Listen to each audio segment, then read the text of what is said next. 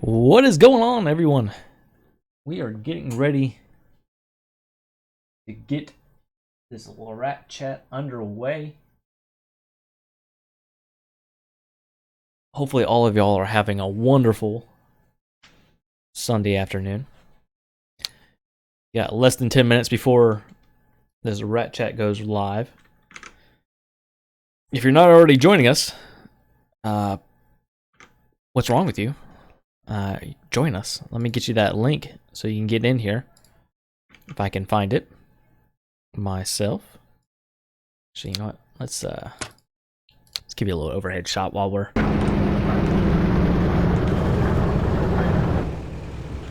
trying to get things settled out here.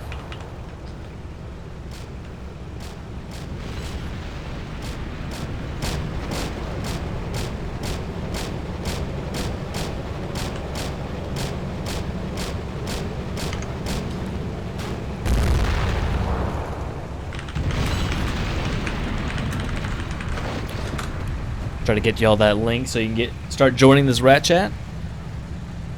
It's basically a developer chat where we go over, where we're at in World War II Online, where we want to be in the near future.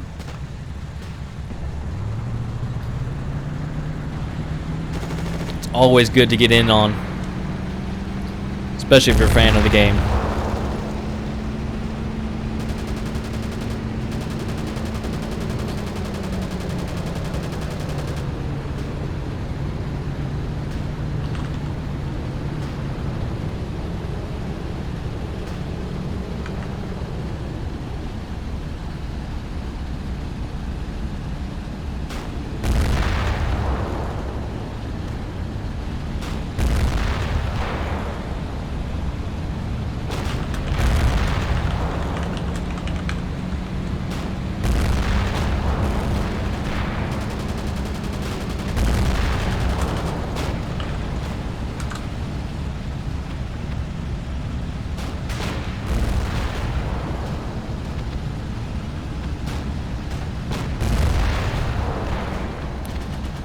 Got a little bit of tank action going on out here.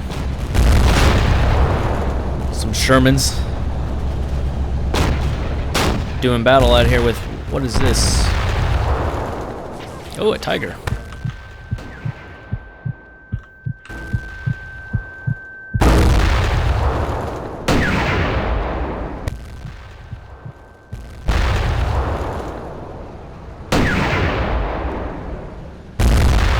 That Sherman survived a long time. He's a lucky soul. He can only survive so long. That looks like the other Sherman is starting to get the ire of the Tiger.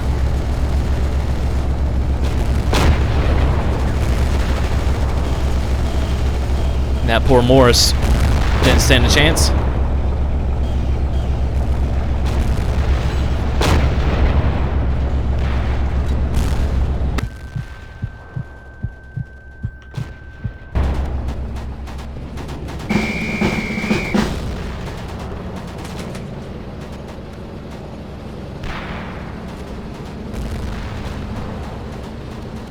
There we go. Alright, I'm gonna post the link for everybody here. Maybe.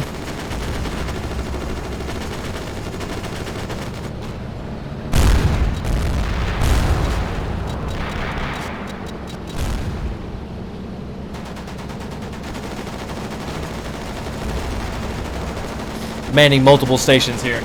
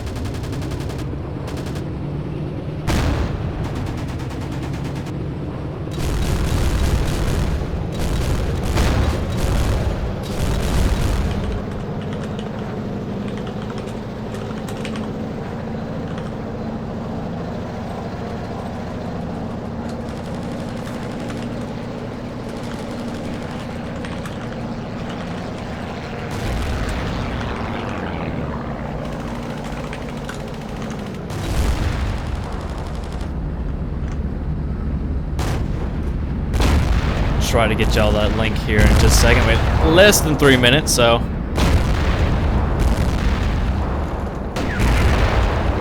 Definitely some action going on in game.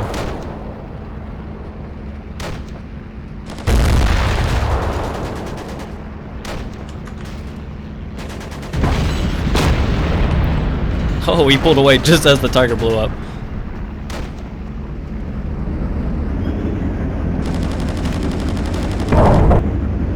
That M10 doing some work.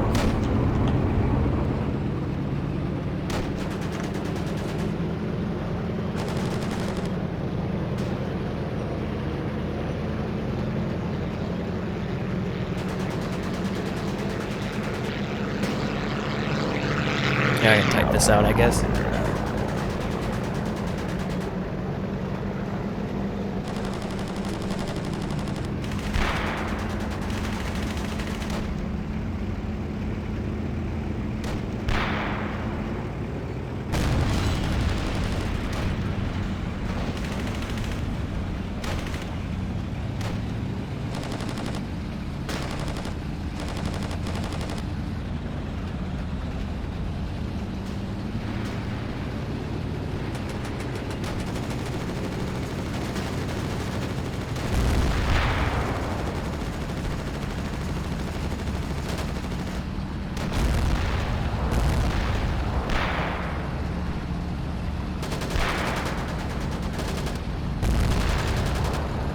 Whoa.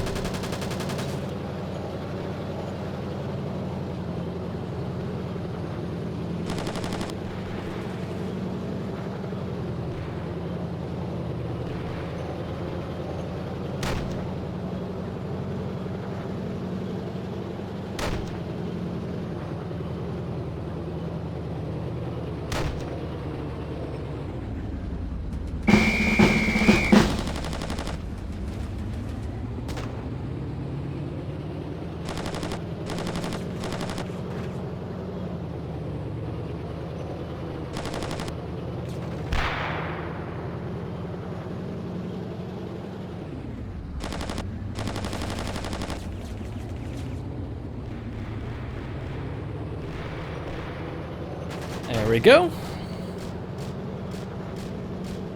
There we go. The rat chat is alive. So let me get out of here. Let's get back into the rat chat. Let me hide myself. So far, we have more on the way. So welcome everybody. We're going to get started here in just a moment. Please get these last minute guys in here quickly and we'll get started. No matter what, we'll get started 5 after. Some of the guys on camera you might recognize. You can see everybody's call sign. If you're in here with a random call sign like user 46706, you should be able to edit your nickname and add your actual your game name. Okay, Ohm, don't yell at me. You're unmuted. Be nice. Hi. Hi. Hi. Is there anything else you want to add, or is that it? You good That's now? all. I just wanted my own control. All right. All right. Everybody chill. I'll tell you what, while we're here, T-Man, I just unmuted you as well. I have to manually unmute people right now, which is good. Otherwise, it'd be very noisy. We're going to go over some of the ground rules as far as the rat chat and how we're going to conduct this. Up front, I'll have an initial briefing of here's what we're going to talk about. I'm also going to cover how you're going to be able to like raise your hand in the software, and that will let us know when it's time to answer your question. We'll unmute you so you can ask it for everybody. Expect not for us to stop and answer questions until we're through our initial topic points. But we're planning to be here for about 90 plus minutes, depending on what's required and the number of questions that we have, what we need to cover. Make sure you think now, if you had one question to ask us, and only one, because we're only going to do one at a time, what would that be? What do you most want to know about? We've seen in other rat chats where people ask 2 or 3 and they continue to follow up. We do reserve the right to mute you if we have to. There's a lot of people that are here now that are watching elsewhere, and they're going to want to show up and ask their questions. So we want to make sure we hear from as many people today as we possibly can. So on the, this is called Zoom meeting software. I didn't build it. I know it's awfully coincidental, but there should be under more or your name, you should see a button to raise your hand. Just kind of get familiar with that later on. That's how we'll answer your questions. You'll raise your hand through the software. Bob Stav just did it. King has coffee. Fantastic. Okay, so get familiar with that. Put your hands down meanwhile, once you test it out, and then we'll proceed. For my guys here, the rats, I'm going to unmute as many of you as I can. I want you to kind of introduce yourself. We're going to start off with Boom Boom, and then we'll work our way around the table. So Boom Boom, just very briefly, who are you and what do you do with CRS? Go.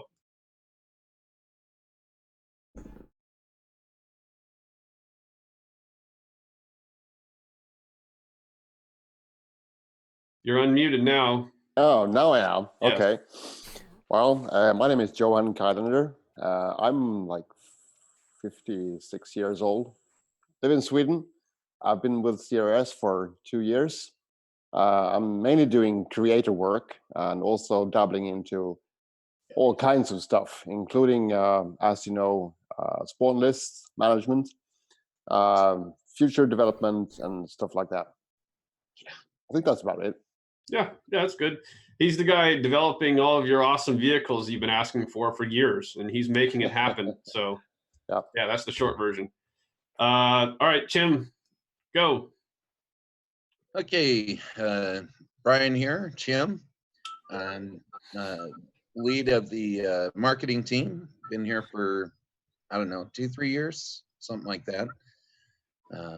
Time just kind of goes by quick, but I'm usually the one with the biggest, loudest mouth. So anyway, good to see everybody here. All right.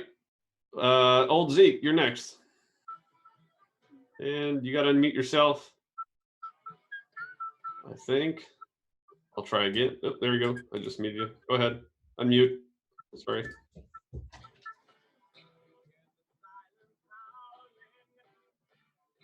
Fletcher's in my radar range now. Quit pushing the buttons. Leave them alone. Yeah, I'm old Zeke. I'm John Workman. Like Boom Boom, I'm 56, except I was born about 9 years before Boom Boom was. So actually, I'm going to be 65 this year. I'm the grouchy old man. I'm SC King's second. I'm the helper. I'm the tester. And I aggravate everybody else. That's who I is. Okay, you can mute me back. These guys are not giving themselves enough credit, first off. That's my first impression. Sniper, we're going to go to you now, unmute you. And you might need to unmute yourself, but go ahead. Yep. So I'm the development team lead. Also working on the comm dev side, so taking care of all the websites and such. But the development side of the house takes care of everything code related between the clients themselves to the clusters that run the game on servers. Yeah, that's basically it. All right, cool. Ohm, go ahead.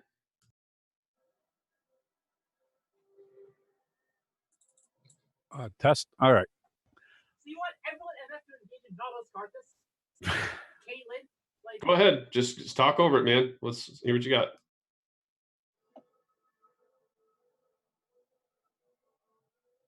Okay. I'm going to move on. Dagger, go ahead.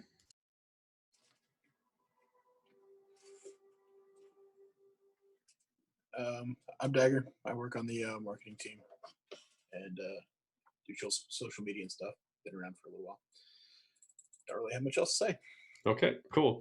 To move this along a little quicker, see if we got any of our other team members here. I'll just quickly introduce them. And I don't think we do. T-Man is here. He's our community manager. SC King is here. He's our quality assurance team lead. Bearded Mitch, of course, is one of our streamers, and he's helping us stream this now on all of our external channels.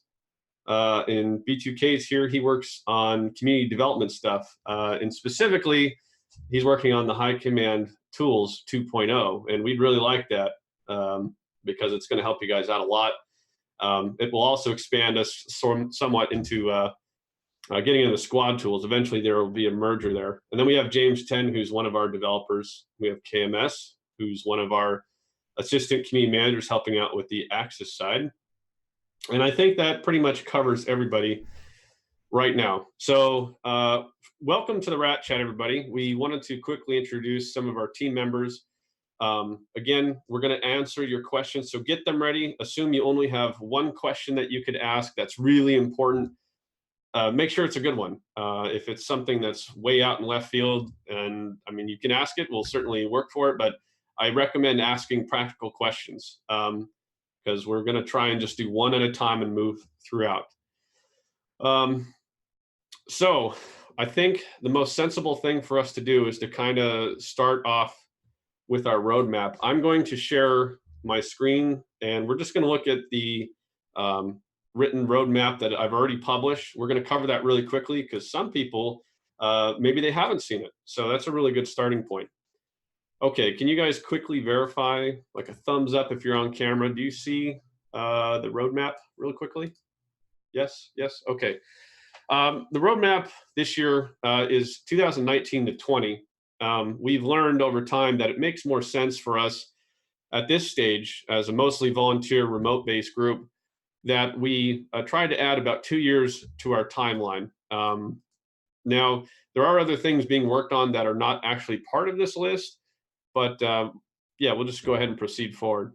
You can see there was a ton of stuff that was introduced in 2018.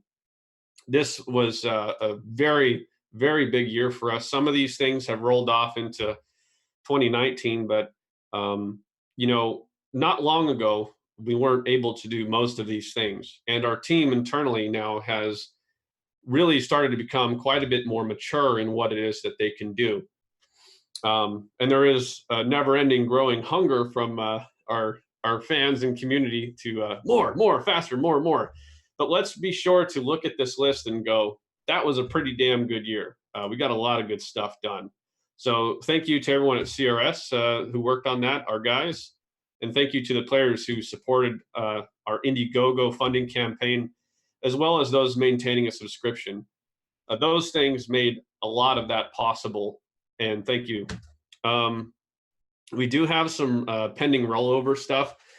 These things are being worked on. I've tried to give you a percentage of completion, or in the case of integrated voice comms, there's a plan outline pending development. This is a very important one, as well as 64-bit applications. We still have the Mac application. It's still supported and available.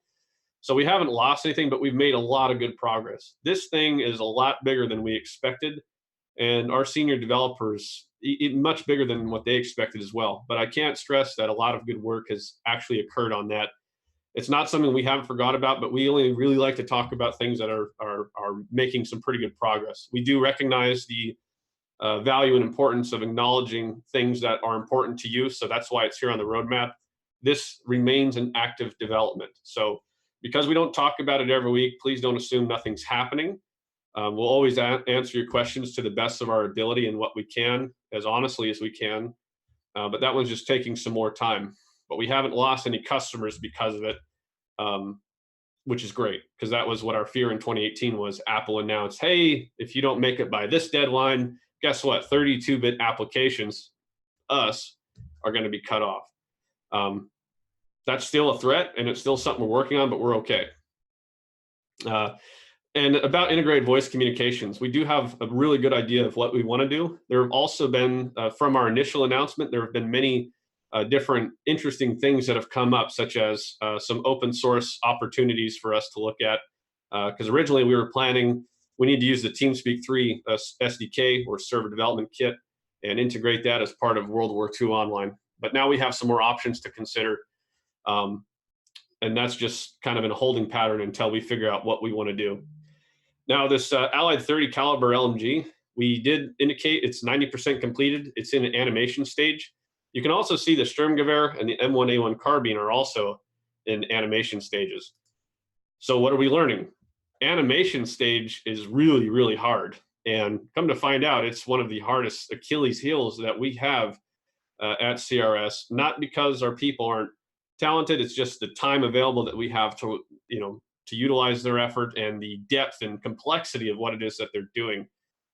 These things are still, making good progress. We are still acknowledging the work and working on them, but it's taken substantially longer because there's custom animations required. Whereas other things like rifles or submachine guns, we've been able to leverage sharing some of the other pre-existing animations that we had before.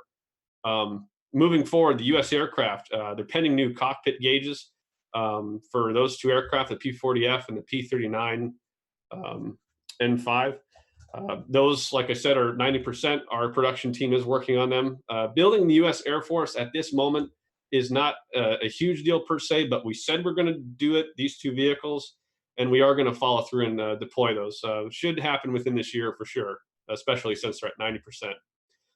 The ME-109 G2/R1, the Jabba, which means it's got a bomb on it, 95% complete. It's almost there. It's almost ready to go, and we'll deploy that as soon as possible. All right. So those were both the completions in 2018, as well as some of the rollover items. So 2019/20 roadmap key items. Now we're talking about here's new things we're working on.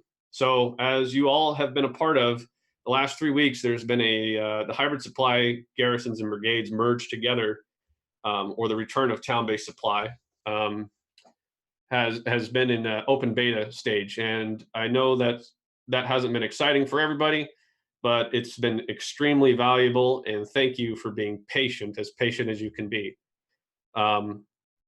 We're going to continue on this, and we'll discuss when the next campaign is going to start and what to expect after we get through a couple more items. So hang on. We did talk about proximity-based attack objectives. This is in keeping with the whole 136 hybrid supply design of trying to reduce the dependency on the in-game operation from high command officers. The feedback I'm getting so far from the majority of players at the squad level and such, regular Joes not in high command, and really some of the high command officers, is that 136 is doing exactly what we wanted in terms of reducing the dependency on high command to be online. Not that we don't want officers or that we're trying to get rid of the high command program. I've heard that a couple of times. These maneuvers clearly remove the sort of power that they have on the in-game operation, but these are healthy things. We want players at all times of all demographics, meaning if you're Army, Air Force, or Navy, or anything in between, whatever you want to do, we want to make sure you have an opportunity to do it without having to depend on some other guy who isn't showing up. That's just bad design, and it's our fault, and we're trying to correct it. So proximity-based attack objectives are also in keeping with that, where we want players to be able to come together, say like 8 players, 8 infantrymen or tanks get close enough to a town. We want the system to provide you with an attack objective just like that. And that's what proximity-based AOs are. We're also talking about making that somewhat of a hybrid, which means originally the design of 136 was, hey, we're strictly going to town-based supply, no more movable brigades. We listened to the community's feedback and kind of stepped back and thought about it some more and said, you know what, let's give them some more supply, but let's make it optional. The same thing kind of exists with proximity-based AOs. Now that hybrid component is not written here. I'll probably update this, but that's what we're thinking, is both players receiving AOs from just aggregating, and then high command driving a couple of AOs or like one on their own. That way they can rally the whole side. And that was kind of the concern with both supply and AOs, high command officers being able to have some sort of viable impact on the whole thing. So that's proximity-based AOs, and we're looking at making that more hybrid, where players can control the outcome and initiation of their own AOs. Think of your squad night. I want to fight here, but high command won't give me an AO. This will make that happen. And we'll find a good way to try and balance that out. Probably, the maximum number of proximity AOs available based on total server population or something of that nature. We'll look at trying to balance that. The concern is valid that can get crazy if we opened up everything. All right, so moving on. New subscription products are coming to World War II Online. Organic only. What's organic? Well, organic is not Steam. So there's Steam and all those customers and how things work over there. And organic is just mostly you guys here who are just guys who came through WorldWar2Online.com and signed up that way. That's essentially what that means. So these products, which is the All Infantry subscription, the All Air Force subscription, and the All Ground Forces, which is the whole Army. These three are in testing right now. They're almost ready for deployment. Our guys are trying to have it ready either during or worst case after Welcome Back Soldier. We're almost there, making great progress. We want those deployed as soon as possible. And we want to tailor these subscriptions to new people signing up or people who are returning. We want them to get involved and engaged. And we think that these lower price points, they're not premium. Premium is going to remain the cream of the crop and all access. So if you're premium, you really want to stay there. This isn't going to have an impact. But for some people returning, maybe they only want to play infantry, and maybe that $9.99 price point is the difference between them actually stepping up and subscribing and supporting the game's future and development currently and not. So we want to tailor these to them. The starter subscription is, I'm not prepared to talk about that today, but off the cuff, we don't have enough people biting onto it or staying onto it. So we're going to look at revising the starter subscription. So we're going to see some difference in total access as well as price. So hopefully bring the price down, give a little bit more access, or readjust the current access to appeal to what users who are currently giving us feedback through surveys, what do they want? By the way, that note about taking in customer feedback, under my leadership at CRS, we're doing the best we can to consistently take feedback from our players across all channels, our social media, within the game. We do check your reports every day. Yes, even the dot report, XCast just blew me up again. He's a total hack. Sorry, XCast. But yeah, those we check them every day. You guys are also sending us feedback through surveys, both organically and through Steam. All of these data points come in to create the total narrative and equip us with information. I just wanted to continue to point out just how much, under my leadership, I'm trying to get CRS to listen and incorporate your feedback. It also transcends through our staff who are connected with you guys directly. Our staff at CRS, who are, again, mostly volunteer, are always engaged with you guys inside the game and outside. So kudos to them, and thanks for all your feedback. It actually does help. It's been instrumental during this beta phase, by the way. So all the Steam products will remain as they are. We recently took away prepay options. We did that to kind of stabilize monthly recurring sales to improve. If somebody bought a 3 or 12-month subscription, we wouldn't see them again paying for 3 to 12 months. And that doesn't help in terms of stability and recurring revenue. So that's why those went away. The guys who were on those plans maintained the price point on a monthly basis. But we got rid of prepaid plans. The only prepaid plan, it's kind of hard to say fast, available is the 12-month Hero Builder. And if you guys are interested in lifetime accounts, come knock on my door. But, yeah, we can set those up for you directly. So Steam, we don't expect any more DLCs to be coming out for them or different subscriptions. We'll probably run some promotional periods. They are going to see, and we're going to talk about the Welcome Back Soldier here shortly. They are going to be part of that. and we're really excited about that. And I think they should be too, because anybody who's new signing up to the game, or anyone who's already signed up to the game who's not a current active premium user on both channels, are going to get full premium access.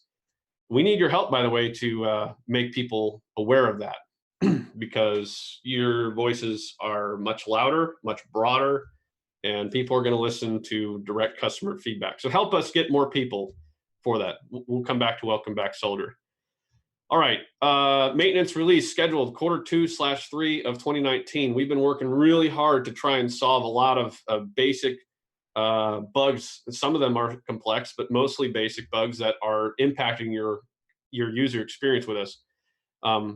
Again, when we see those bug reports come in, or we read what's in the forums, or we just experience what happens, it's not good. And so this is specifically a maintenance release, and that's it. We're not looking to add new content. It's strictly, let's fix some outstanding problems. We'll get back to you on the details of that, because we're still trimming and adding based on the complexity, or, hey, is this achievable or not? So, but that's in progress right now as we speak. Vehicles to receive the loadout option. This is awesome, and it's highly, highly requested. So very basic. We're going to be starting off with aircraft, as witnessed in this picture. This is actually a working prototype picture where the Douglas DB7, the A20, has 3 different loadout options. So we're going to be using historical loadout options. CRS is going to have the right, and a bunch of internal discussion that might get pretty passionate about what loadout options are going to be available. We're going to start out with the aircraft first, because that's pretty easily achievable. Also, our guys in the Air Force have really needed some variety. Most of the guys have the same vehicles over and over for the entire campaign. So we want to add some variety. I'll just go ahead and read a couple examples if you can't read it real quick. Loadout number 1 for the Douglas DB7, for example, would be 8 100-kilogram bombs. Loadout 2 would be 4 bigger bombs, and then loadout 3 would be 1 big bomb. This is very generic, because we are still deciding what aircraft are going to receive which loadout. But this picture right here represents an actual working in progress model of this happening. So what did I just say? We have this working in a testing functional period right now. So once we get our planning done, we verify that this is what we want to do, we can implement this. This is really, really awesome, and a big win for the air community on both sides. Okay, server track bombs. Hey, Sniper. Sniper's been really into the server track bomb stuff. He's been a bomber for a long time. I kind of want him to talk about that. Give me a moment to breathe. And Sniper, you want to talk about server track bombs and progress, and more importantly, what we want to do with that? By the way, guys, thank you for joining the Rat Chat. If you have any questions, ask in server chat, track and I'll try to get bombs, in. People in game or in the forums would know them as STOs. Basically, what those are is players that release bombs at certain altitudes above what the vis limit for infantry are, don't affect those infantry. So you could have a town with 100 enemy running around in it. You could level bomb that town at, let's say, 2 kilometers, and you'll see your bombs hit. You'll hit the AB area and get kills on ATGs or tanks or what have you, but you will not kill any of those 100 infantry that are running around. So the intent of a server tracked object, which we do have other types of server tracked objects already, kind of like mortars and grenades or STOs as well. The intent is, even though your client cannot see those 100 infantry, but the bomb will. So when it hits, it sends out information to the server, and then that server takes in the location where it hit and those players within that location, and decides to send them that information that you killed them. That's the overall intent. So what this will allow for is what Zoom just talked about in the loadouts. We're not going to be limited to just bombing with 8 bombs from a medium bomber. We'll be able to load those out with, let's say, 16 smaller bombs. So that gives you a wider coverage area for bombing a location. And you can bomb that location from whatever altitude is possible that that bomber can fly. So it has the ability to really heighten the skill for a bomber and survivability of a bomber in taking over the front action against the enemy. Excellent explanation. If you didn't feel that, I don't know what you could have, what we could have done to make you feel it, but that's a huge deal. So lots of good stuff coming for the Air Force. Okay, we're going to proceed. Thank you for that, Sniper. We're going to talk about upgrading Speedtree technology. If you don't know what Speedtree is, it's essentially all of the trees and foliage within World War II Online. Currently, we're running version 4.2, which is a bit older, naturally. And we were looking to upgrade to version 6. We're also talking internally to see if we can take that even further. Of course, as we get to later versions, 64-bit compatibility is going to be required. So that's one of those things that we understood. Getting our clients to 64-bit remains pretty vital. But what we can expect by even at this upgrade level, if we decided to do it, or if we went beyond it, would be lots of bug fixes, better development or / production workflows, better trained visuals, improved shader management, and all sorts of good stuff. What is really exciting is that we can see all that happen and then put it onto the GPU or the graphics card as opposed to the CPU.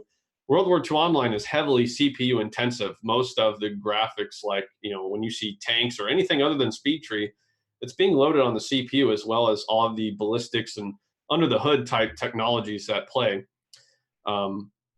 So yeah, if we could do that, that would be pretty amazing. And we've got the version 6 SDK. We have that, but this is going to be a very challenging endeavor as time goes on. So we're going to proceed from that. That's definitely something we want to look at doing. Our user interface. We know that the current World War II Online interface is complicated. We've done some baby band-aids, some baby steps, I guess, to help improve that by adding the Active Battles tab, to add the .join command, which I'm very pleased to see that both of those are being used as commonplace, as it should be, because it's the easiest thing we can do. And now we're seeing a lot of users with the hybrid supply being able to right-click and join garrisons that way, which is awesome. This is a work in progress and may not show as final, what we're going to do, final result. But you can see just very quickly, this would take the place of the theater map, for example. And this shows you how to create a mission, how we'd go about doing that. I'm going to burn through this quickly. You guys can look at this in greater detail later. And we also talked about the mission leader tools concept. We do recognize we need to get our field leadership and even our high command officers, really, but especially our field leadership, more tools to be able to direct users more efficiently. So we started to tinker around with how would we go about doing that and what are necessary tools for them to create maximum cohesion and combat effectiveness. Okay, so I'm going to proceed. Track IR. Infrared camera system. We are looking to expand our technology here. Watch this video later. I'm not going to run it right now. But essentially, it would allow a user, right now you have a fixed head position and you can only do this. You look left, right, up, down, but you'll never move. The upgrading Track IR technology means as a pilot, for example, or as a tank commander or whatever you want to do, you would be able to lean forward or look down. And if you can imagine, as a pilot, you can see enemy coming behind you very quickly, very fast, and also look under you to see if there's any aircraft or if you're close enough to your target, depending on obstructions in the cockpit and what you can or can't do. So expanding that technology would be pretty exciting. You can also lean into your target aperture, your sight there, which is also really cool. So for pilots, again, that's another huge win. A lot of pilots do use this. That's where it's most optimized. You can use it as infantry.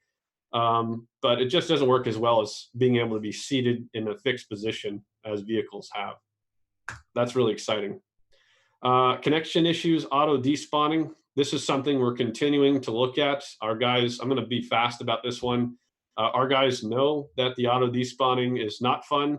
It's something that is on our list. It's something we're actively monitoring. In fact, we were just checking the logs earlier. We've implemented a couple of subtle fixes as we go along to try and optimize or reduce the number of auto despawns. For you guys experiencing that, if you send in a support ticket, we can talk to you about your setup. If you're running Wi-Fi, if you're running more than a single account on that Wi-Fi, if you have a low-end ISP, it's going to have a negative effect. So if you're frustrated and kind of struggling with that, send in a report, a support ticket, and let us help you out. We have helped some people successfully stop this. If you just have absolutely horrible packet loss for whatever reason, it's probably going to continue. We have to have auto despawn in place because if we're too graceful for someone who's suffering from poor packet loss, the other hundreds of people around that guy who's seeing him blink in and out or invisible or unkillable, they're all going to suffer from that. So if you're being auto despawned, it's because of severe packet loss. Sorry. Infantry mouse sensitivity, the controls. This is something, especially early on from our Steam release, that we learned about. We need to do some work here, and it's on our list. We want to smooth it out. It seems like up and down movement's good, but left and right, it seems a little bit slower. So pop-up key mapper card. This was an idea that we had to help users more quickly see what are the controls in my vehicle right now. We want to create a hotkey that, bam, you can see your key mapper right away. So that's what that means. UI opacity transparency settings to manage UI and HUD elements. Pretty straightforward.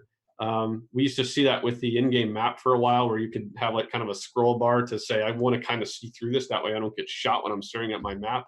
We're going to bring that sort of stuff back. HUD markers for mission leaders. You have like waypoints you can add, but we want it to show up on somebody's HUD or the heads-up display. When they're looking, we want mission leaders to be able to place a waypoint that they can see and go, oh, I'm going to go over here. And it's just kind of like a rally point is a good way to say that. Hey, Boom Boom, I'm going to have you talk about the JU88. Are you ready? Are you muted? It's a big list. Unmuted. There you go. Yeah, right. Well, what can I say? It's a fast bomber, and it's almost done. I have some minor art issues, and visuals, and then you have what you see here, the internal pit, the V pit, which involves quite a lot of extra work in terms of stuff that moves. Needs to have their orientations and their limits set with regards to needles, gauges, levers, and pedals, what have you. All of that is kind of complicated, so there's a couple of more weeks to go before that is completed, and then you have a couple of weeks in testing. And well, as you can see, it's from the art point of view mostly finished. Some minor touching up to do, but then as soon as I have that done and the DOFs, the moving stuff done, we're set to go. Yeah, this is super awesome. I always look at it, I just kind of stare at these pictures for a while because you did a great job, man. It's ridiculous. Yeah. Well, tell the Allies what they have. So the Germans are getting the Ju-88. They're like, oh my God. Tell them what the Allies are getting. Yeah, as you can see, they're getting the Wimpy, the Wellington. I don't remember the mark, but it's mid-term mark. Suppose Hatch could tell you the loadout. I don't have that moment's notice, but it's comparable. It's a medium bomber. It's not the Lancaster, but it carries a bit more than the DB7 or the Havoc, and takes a lot of beating thanks to its construction.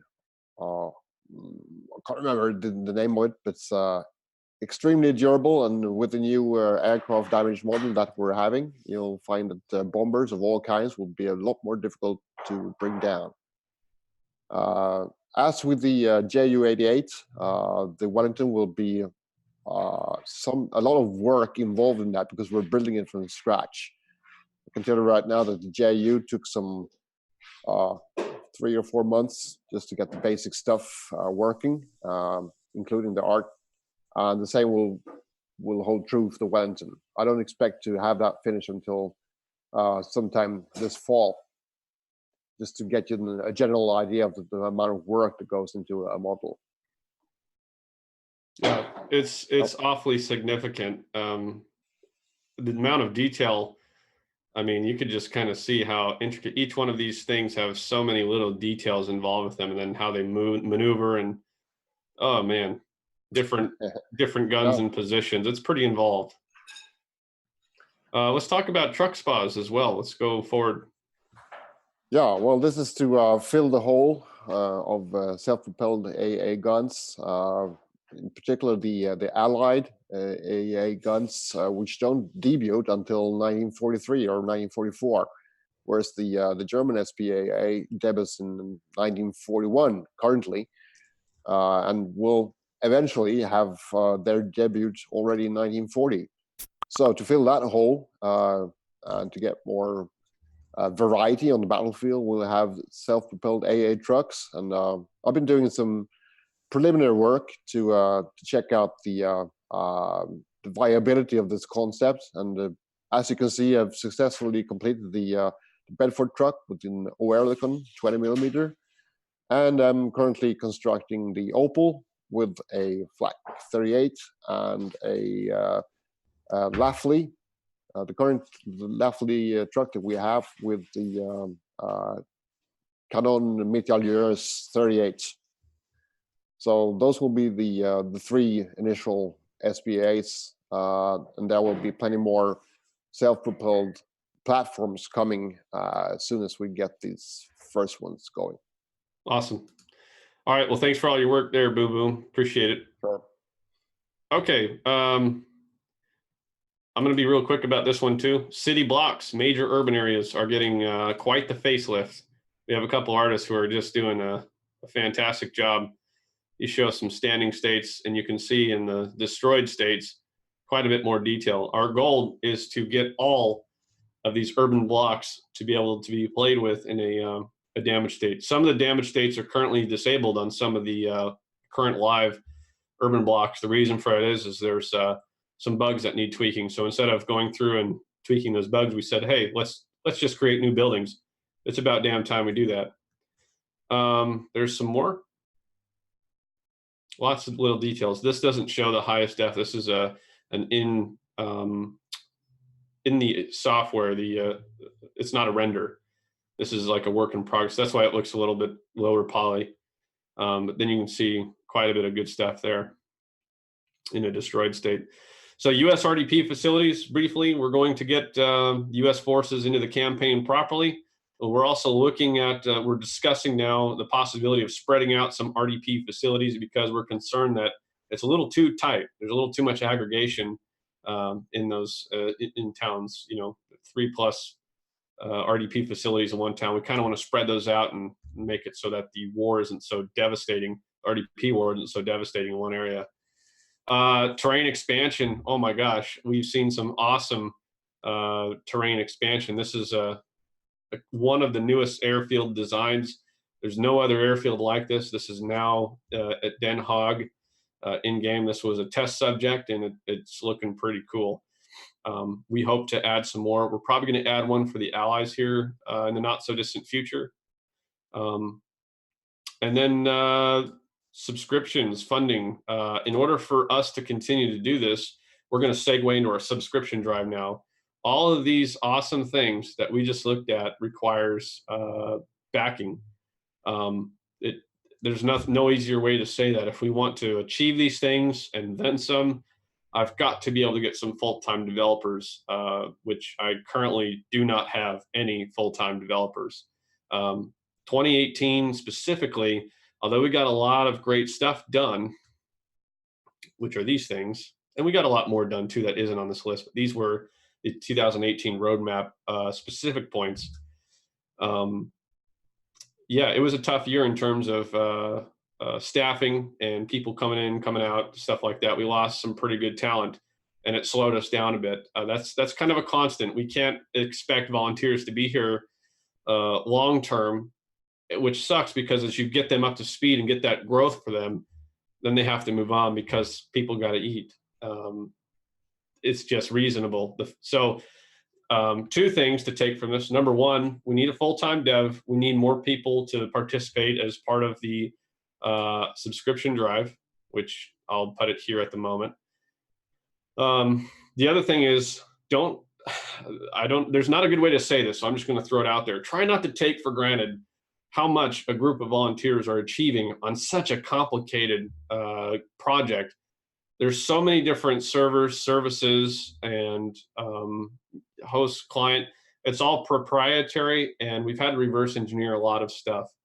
Now, this may not be exciting news for you, but that's reality. So please try to be reasonable and set your expectations reasonably. Things take time. The fact that we're getting this much work achieved and deployed for you guys, I'm not saying that you're not paying your bill and that's just how it goes. I'm just saying, in the forums, there, as with any game, there's a lot of impatience, and try just in that moment of impatience or frustration, or why aren't you doing this faster? You're not listening, or that and the other.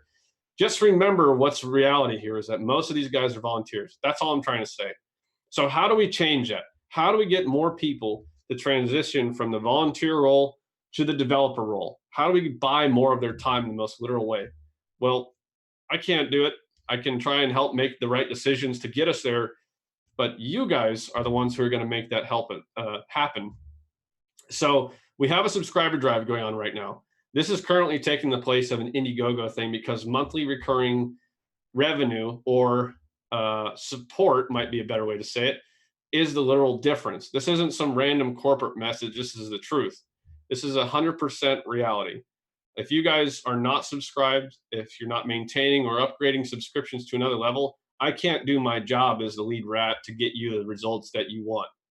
Now, you might be like, why are you having this discussion with me? Well, we're 100% community funded. I've got to have this discussion. We don't really talk business a whole lot. We mainly talk about the good and here's what's coming, because that's what people like. But ultimately, it's kind of tough for me to be able to grow things right now. So I'm going to keep it very basic. It's hard for me to grow things right now. I can't currently get you a full-time developer with the current resource set we have. World War II Online has a tremendous future going forward. We've already demonstrated with just sheer power of will, almost exclusively since 2012, what we can do. Now, if we want to do more, I need your help to do that. Need you guys to step up, subscribe, help me get more people to come back and subscribe, give this team a proper chance, and work to help us convert new people. Now, again, I know this isn't exciting, but it's the only way that we're going to be able to, number one, ensure World War II Online goes on into the future. We've had some competitor products come out this last year. And with the big plans of us transitioning from transitioning the campaign experience back to somewhat of a hybrid supply area, there's been a lot of change. There's been a lot of change in the last year. These audits also had an impact. These were things that should have never happened that we're trying to correct. And we need some grace to be able to do that. Otherwise, the alternative is we do nothing and leave it as is. And I don't think that the community at large wants us to do that. I think you'd rather see us try and progress. And we might stumble here and there, but we're going to listen. We're going to keep trying.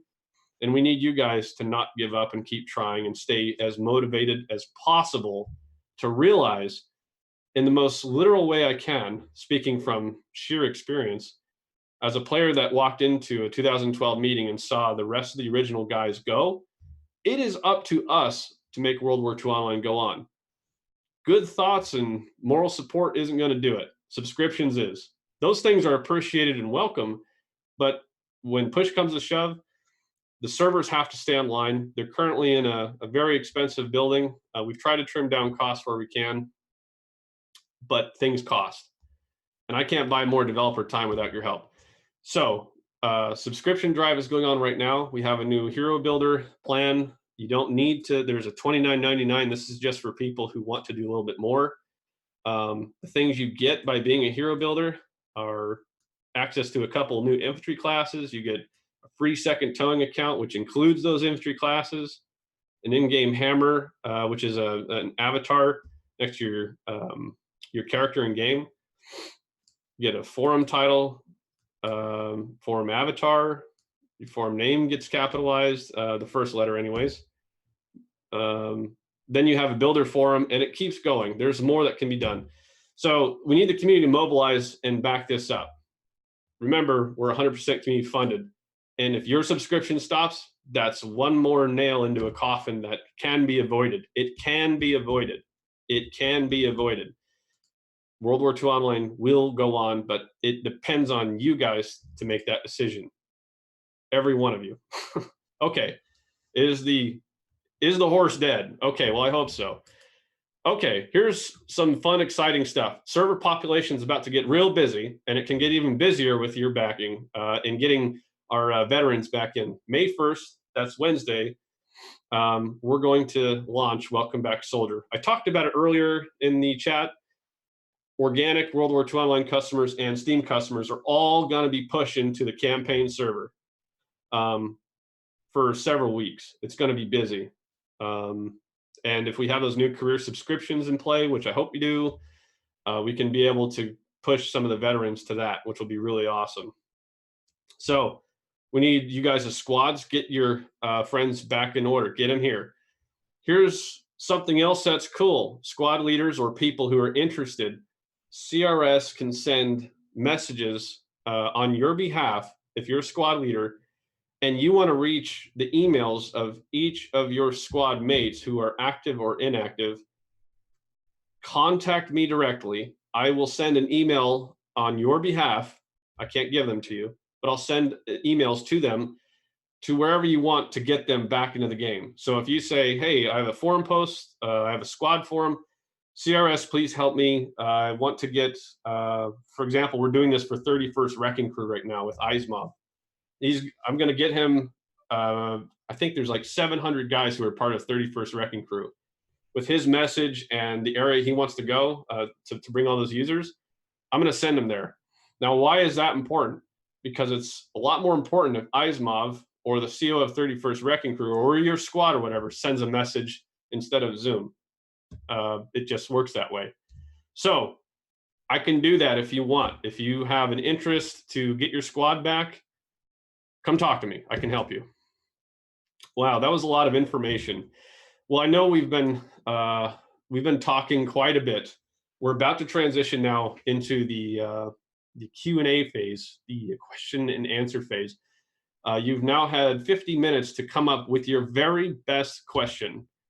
I'm going to give you a couple more minutes, and I'm going to switch over to Beard and Mitch. He's been collecting some questions from people on Steam and Facebook.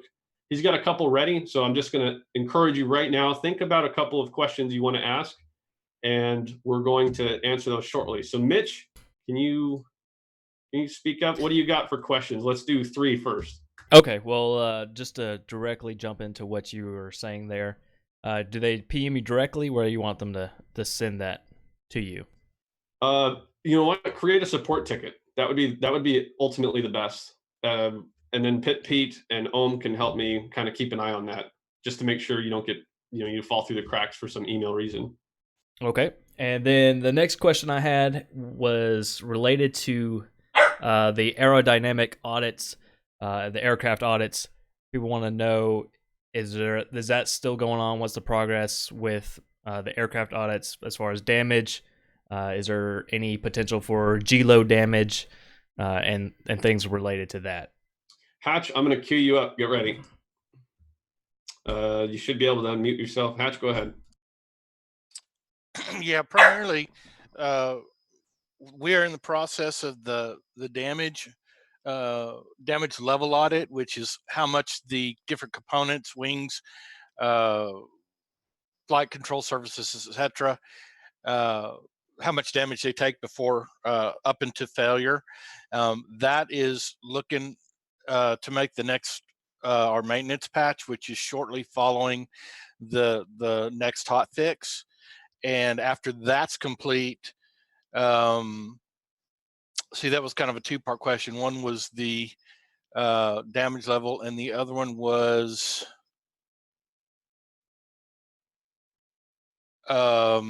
G load. Yeah. So we have a ticket for that, and are hopefully after the one the G load part takes development. Again, it's kind of what Zoom was saying earlier.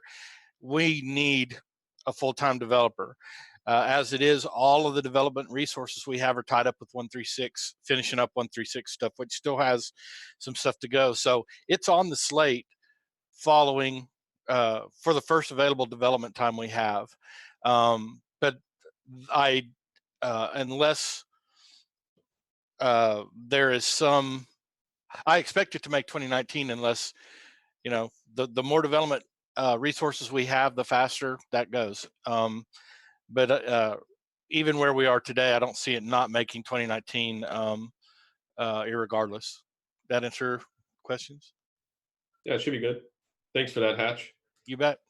All right, Mitch, you got anything else? We got two more. Get out of mute me. While he's waiting, I might have to unmute him again. If you have a question already determined, you're ready to go, you should by now know how to raise your hand in this Zoom meeting software. Start raising hands, and that will let us know. We'll put you in a queue and call on you. Mitch, I'm going to unmute you. All right, there we go.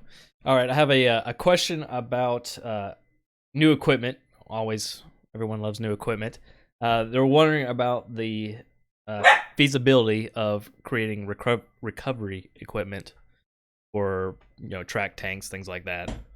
Yeah, really cool idea. We've talked about stuff like that, and specifically like engineers or maybe even like self-repairing, like simulating, because most like tracks, most tank crews were trained how to do that and had the spare equipment to manage it. At this time, that's not on the table, and it's not currently in development. So yeah, not really any progress. Mitch, you got anything else? The last thing is if you could one more time go over it. I have a couple of people who arrived a little late about the progress to 64-bit and where we stand there. The short way I can answer that is we feel, this is a number that our development team, specifically the couple of people that are working on it, guesstimate it's roughly about 75% completed. And there's more active work. It hasn't stopped. We haven't talked about it every single week because hearing the same thing over and over again without actually providing an end result isn't a positive thing to do. But there is active development occurring on that. And I should say it was much bigger in terms of the total task required for both, because we're trying to do the PC and the Mac client simultaneously, because that's what we ought to do. That's the right thing. And most of the code base is shared between the applications. It's a lot larger of a task than we anticipated.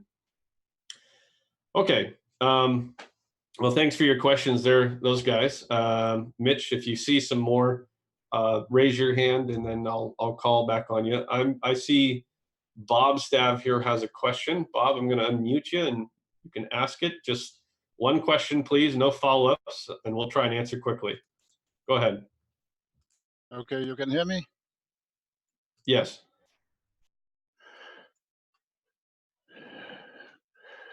Yeah, it's about the differentiation in the timers and so.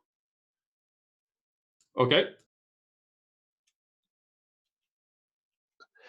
I typed the question as well. Is it possible to do differentiation to FMSs, attack versus defense? Can you be more specific? Are you talking about deployment timers or cooldown timers, or which timer are you referring to?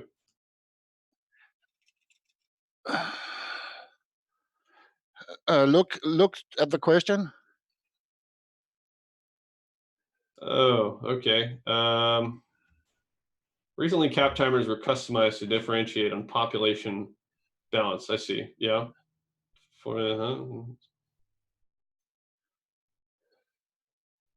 I see.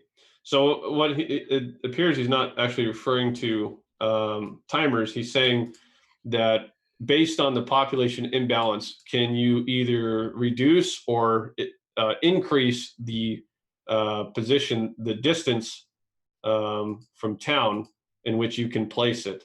At present, we don't have that, and my feedback that I've been receiving from players on the ground is that the recent changes in the mobile spawns, because all of them were affected, the reduction thereof has actually reduced the timeline to attack and therefore the happiness of the overall players spawning off those. They're closer to the town. Now, defenders most definitely have a huge advantage for the most part. They can spawn from any army base, any depot, and they've got substantial amount of supply and vehicle set options by comparison to mobile spawns. So at this point, we're not really proceeding beyond that. We're trying to evaluate where we're at. We are talking about replacing the fortified mobile spawn object and taking all of our lessons learned from that. But currently, there's not a plan to do any sort of balancing deployment distances or anything like that. Thanks for the question, Bob. If you have a question, I'm going to call on Kilmall in just a second. Raise your hand within the software. Otherwise, I won't know to call on you. If one of my guys or someone who knows how to do that, to raise your hand here, can you please type it in the chat bar on Zoom meeting so players can know what they need to do? Kilmall, I'm going to go ahead and unlock you now. Go ahead and ask your question. All right. You can hear me? Yes. Okay, good. As you know, I'm big on pop neutrality, and it's not about low pop winning or over pop, whatever, being punished or any of that. It's about having an opportunity to win and making it a game. I think Bob Stad was trying to get at a component he thinks shouldn't be fixed, but I guess what I was wondering was just how many levers do you have and could you have in the short term to kind of play around with, because the cap timers are getting to be painful for a lot of the overpop, and that's counterproductive to where we want to go, which is to give the low pop opportunity, but not make it so miserable for the overpoppers to not want to play. So my perception, for whatever it's worth, is that you have the more tools you have to interplay with each other, the less painful any one thing will be. So I'm kind of looking for how many levers do we have, and how many levers are you going to build in? Okay, good question. I'm going to mute you, but I'm going to answer your question as well. Thanks, Kilmall. It's kind of hard to say off the cuff how many levers we have to work with right away. There are a variety. You can talk about spawn delay. You can talk, which is not fun for anybody. We can talk about side balancing, if a side's overpop, the time it takes to actually select that persona. These things are somewhat intrusive to the customer experience, which is why it's been reduced. The best thing that we've been able to do to help manage population imbalance has no doubt been the balanced capture timers. And they don't start kicking in for the overpopulated side until about, I think it's a little past either 10 or 20% overpop. Those specific numbers can be modified within that. We can evaluate that for sure. In terms of implementing new forms of balance this or that based on, in Bob Stav's example, he used the deployment distance for a mobile spawn. If you're overpopulated, he wants you to be further out and make it harder for you to walk to town to buy the defending side some more time. We're open to discussing options that make sense. And in terms of their development, I can't throw spaghetti at the wall and tell you how long that will take. When we implemented the balanced capture timers, Victaris, who is our full-time developer and had a few years under his belt with the code base, was able to implement that very quickly. But we would need to evaluate our current workload, the return on that investment, how important it would be to implement new changes like that. And it would go through a series of filters to make sure, with internal as well as community feedback, to validate that sort of time investment. So I can't answer for you how many, what would it be. Ohm would be a good solution. He's the game manager. We do have some levers to work with. The best thing you can assume going forward is the things that we've either done in the past or the mechanisms we currently have in place can be tweaked, but should not be arbitrarily tweaked without serious consideration and looking at the risk versus reward in doing that. We don't want to make changes just because this week we feel this way. And I'm not suggesting that's how you feel, because I understand how important population neutrality or balance or whatever you want to call it is. And it is important to us too. The game suffers dramatically when one side is extremely more overpopulated than the other. So we need to find things that give carrots to the underpopulated side, that makes things not so easy for the overpopulated side without intruding on their experience negatively as much as we possibly can, which is why we've seen spawn delay and other things come down, because those have been 100% negative in terms of their experience. Good question. Thank you for asking it. Memoir, I'm going to unmute you. And before I do that, if there's other people with questions, we need you to raise your hands. Bearded Mitch, get ready. I'm going to call on you here shortly. So Memoir, here we go. Hi. How does RDP bombing impact on the new garrisons in towns, or on their supply? Yeah. Hey, King, you want to take that one? I'm sorry, I missed the question. The question was, how does RDP bombing have an impact on garrison supply? It shouldn't be any different than brigade supply. Essentially, it'll slow down the tickets to return back to the actual to the garrisons themselves. So it should follow the same exact guidelines. Okay. No difference. Yeah, that's kind of what I was thinking, but I just want to make sure that was answered correctly. So thank you, King. There's no difference between how brigade or garrison supply gets that supply back. That was the quick and dirty version of that. If you have a question, we need you to raise your hand. Do so now. Mitch, I'm going to call on you real quick. You should be unmuted. Do you have anything? Currently, there's no other questions in chat, but if anyone on the streams, whether it's Facebook, Steam, Twitch, or YouTube, has any, feel free to ask, and we'll get them in before we close it out. Looks like Zaltar had a question in the chat here. Okay. He has several questions. But since we're lacking other questions, we'll go ahead and burn through it real quick. Zaltor is asking, are any of these issues on the list getting looked at to return the air game to its former glory? Raise the render cap. I think we were just talking about that a little bit, not here, but internally, and as well as the render distance. One of the things, yeah, definitely, he's going into the fishbowl concept. We are right now internally looking at the fishbowl very seriously. We found some really good leads on how we can improve that. We do have to factor in the distances very carefully, because again, it's World War II Online is extremely CPU intensive, almost exclusively, minus Speedtree, and we are only working off of a single core until we get 64-bit, because we're still a 32-bit application. That's just how it is, and that's how the game was originally developed. Now, fortunately, there's been a lot of advancement in CPUs to where that threshold continues to rise, but we have to think about our low-end users as well. If we set the bar too high, we're going to kill those low-end users and lose subscriptions, and there's got to be a kind of a balance there. So yes, we are looking at the fishbowl.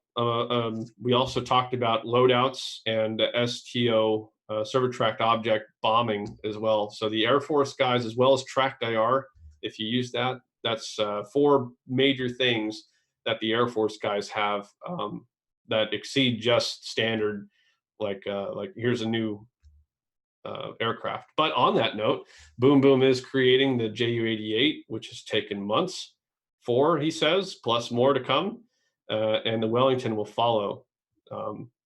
A lot of energy being put into that. Magus99, when will we get the new bunker to more towns? Good question.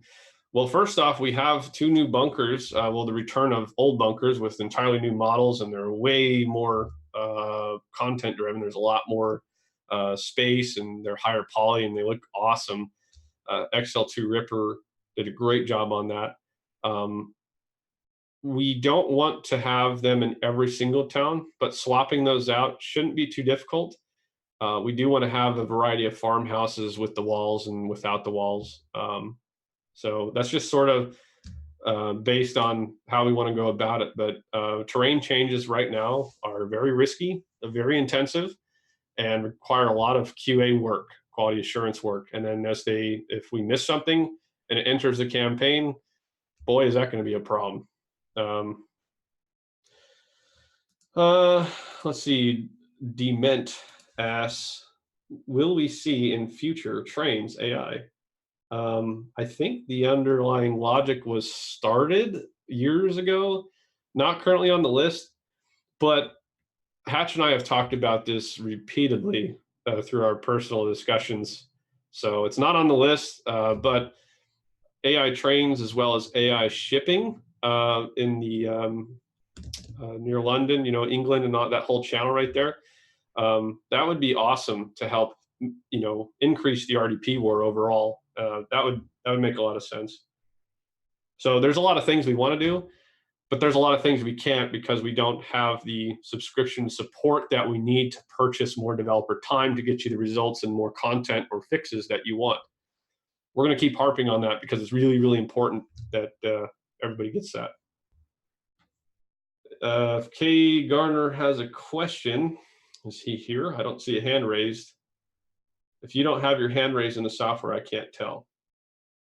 I'm going to unmute K. Garner real quick. Garner, you got something? I don't know if you can hear me. I put it in the chat. Okay. Can you just, I don't want to sit here and talk all the time because users won't get interested on our third-party channels. Can you just ask your question and I could answer it? Can you hear me? If you can hear me. Yeah, we can hear you. Okay, one is the FB flip bug on Liberation and the mission lock bug when you run out of a specific type. Is that scheduled to be fixed, and when? Yeah, it's already fixed. It's already tested, and it give me a thumbs up, King. It should be deployed tomorrow, correct? Yep. Okay. Yep. So thanks, Garner. So he's talking about current 136 issues, the FB flip bug. Upon a town liberation, it switches over to the other side, which is a definite problem. And then if you run out of a supply, it would kill your participation in admission and create a really bad user experience. We have a fix coming tomorrow. QA, or quality assurance, already signed off on it. And yeah, so how's that for a quick fix? I like being able to deliver that quickly. Right on. Good job, everybody. Here, I'm going to do something a little unorthodox. I'm going to just run through the list and unmute people. This might get dangerous, so if you hear something goofy, sorry. But not a lot of people are raising their hands. So I'm going to call on Chamoko. Chamoko, you got any questions or you want to say anything for the community?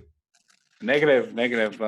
No questions at the moment. Okay. Have you been able to try out 136 yet? I'm on there now. What do you think, man? You like it? It's okay. It's okay. All right. I can appreciate that. All right. Thanks, man. No problem. All right. Tyrons? I hope I said that right. Tyrons, you there? Okay. He's not there. Get your microphones ready, guys, if you're here. I'm going to call on Coastal. Hold on. You have a couple hands up now, too. I see him. We'll get to you guys. Hang on. Coastal. Oh, wait. You got your microphone fixed yet? Nope. Bummer. Sorry, man. Okay. Haven't heard from Portia yet. Love me a good Portia. Here you go. Portia, what do you got? All right, can you hear me okay? Yes, we can. Quick question. So I have an idea a long time ago, and we thought about it years ago at one time. It's never come forward, but like an ammo barrier. Just all the player is just has a rifle and a knife, and just I'm carries saying has yes like. because we implemented that. Did you know that? No, I hadn't seen that. Just a straight ammo barrier, nothing He's else. a rifleman that has 4 ammo cans and a knife. I've never seen that. And I got crap for that internally, so I'm doing the happy dance. Yeah. Now here's how you get it. You have to be a hero. But it's worth it, and we would really appreciate it. You also get an NCO class, and he can deploy a resupply unit, so a box of infinite ammo. So then if you got yourself deploying that plus an ammo bearer, can you imagine that mortar team? That's going to be one happy freaking mortar team. I didn't see that in the list of stuff that you got on that, so that's interesting. Yeah, all right. Well, good question. That's this has been an excellent rat chat. So far, we've delivered in short, immediate time to customers' desires. This is fantastic. I think we should just stop here, right? Quinn Cannon, I'm going to unmute you. It's good to see you, by the way. Hey, thanks. Go Can ahead. you hear me? Yeah. Okay. Old question, but same one. Any further thought on having on enabling Navy infantry to spawn at the docks? We did instead of having to run across towns, because it really stinks to try to spawn in Navy, spawn in at an Army base, and by the time we can run over to defend the docks, the enemy's already in there, and we just, even if we want to set up an FMS there, we still have to go all that way. I have good news and bad news. Which do you want first? Uh-oh. Whichever one. You pick. Good news. Good news is yes, we've been evaluating how to do that. Bad news, we took out naval infantry, but relax. We replaced it with Army garrisons at every single naval docks, and every single naval docks or port has supply in them. So think about, boom, all the options everywhere that just happened because of that. And New Zealand's will not go, it's not just going to be some random empty thing that nobody understands. So we restored a lot of potential in the Zealand Islands. That's good, right? No Navy infantry at all? Get this man a tissue, stat. 90% of my playtime gone. You and Dilems are killing me with this one. Yes, it was easier for us to manage this way. And again, at every single one of those bases, there's going to be an Army garrison. But yes, no more naval infantry. With that, I have to answer some more questions. I'm sorry. Thank you, Quinn. Good to see you, though. Yep. Why do I feel bad? I feel like I've done something wrong. Jordan, I'm going to, hope I said that, Joe RN. I'm going to unlock you. Here you go. Okay, first time ever this microphone is in. We can hear you just fine. Can you hear me? Yes. Okay, perfect. I have two questions. Well, let's ask the easier one first. Will bombs ever work against heavy tanks like a Char or a Matilda or something? It's been pretty much impossible since almost the beginning of the game. At the very start, it was possible to kill tanks, heavy tanks with bombs, but it was taken out or made impossible very quickly at the beginning of the game. And I'm wondering if that's considered to be possible again at any point. Okay. Before you ask your second question. Yeah. When was the last time you tried bombing as I assume you fly in the Luftwaffe? Yeah? Yeah.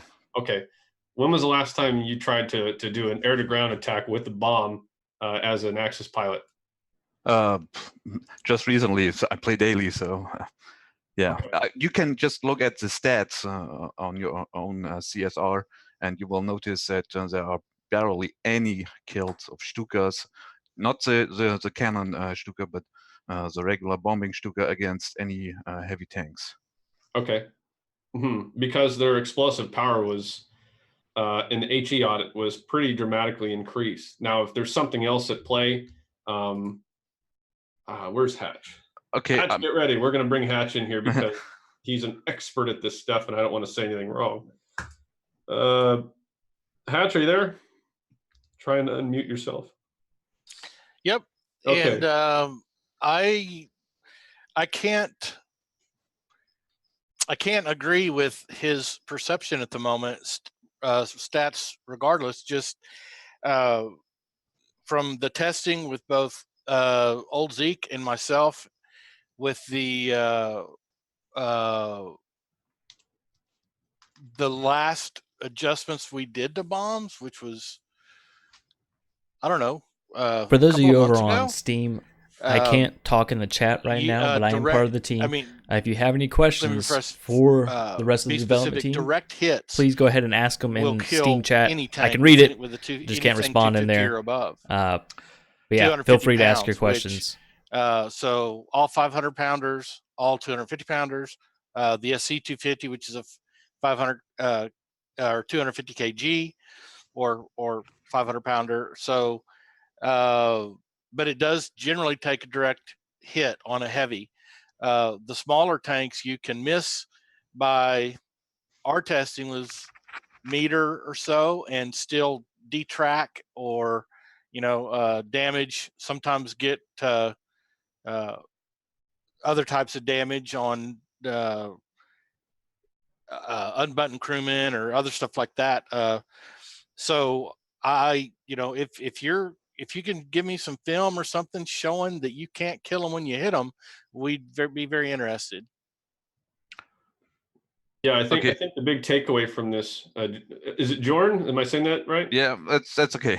It's Johan, but that's okay. Jordan is okay. I just want to say real quick, and thank you for being patient, because part of this discussion and speaking with developers, first off, really doesn't happen with other companies, but you're talking to the guy who literally, I wish I could describe to you how much effort he's put into learning about this stuff and knows our engine. But it doesn't mean he knows better than you. I'm not trying to point that out. I'm just saying that a direct impact, he's saying, will definitely have damage. But that bomb literally has to, bam, hit the top of it.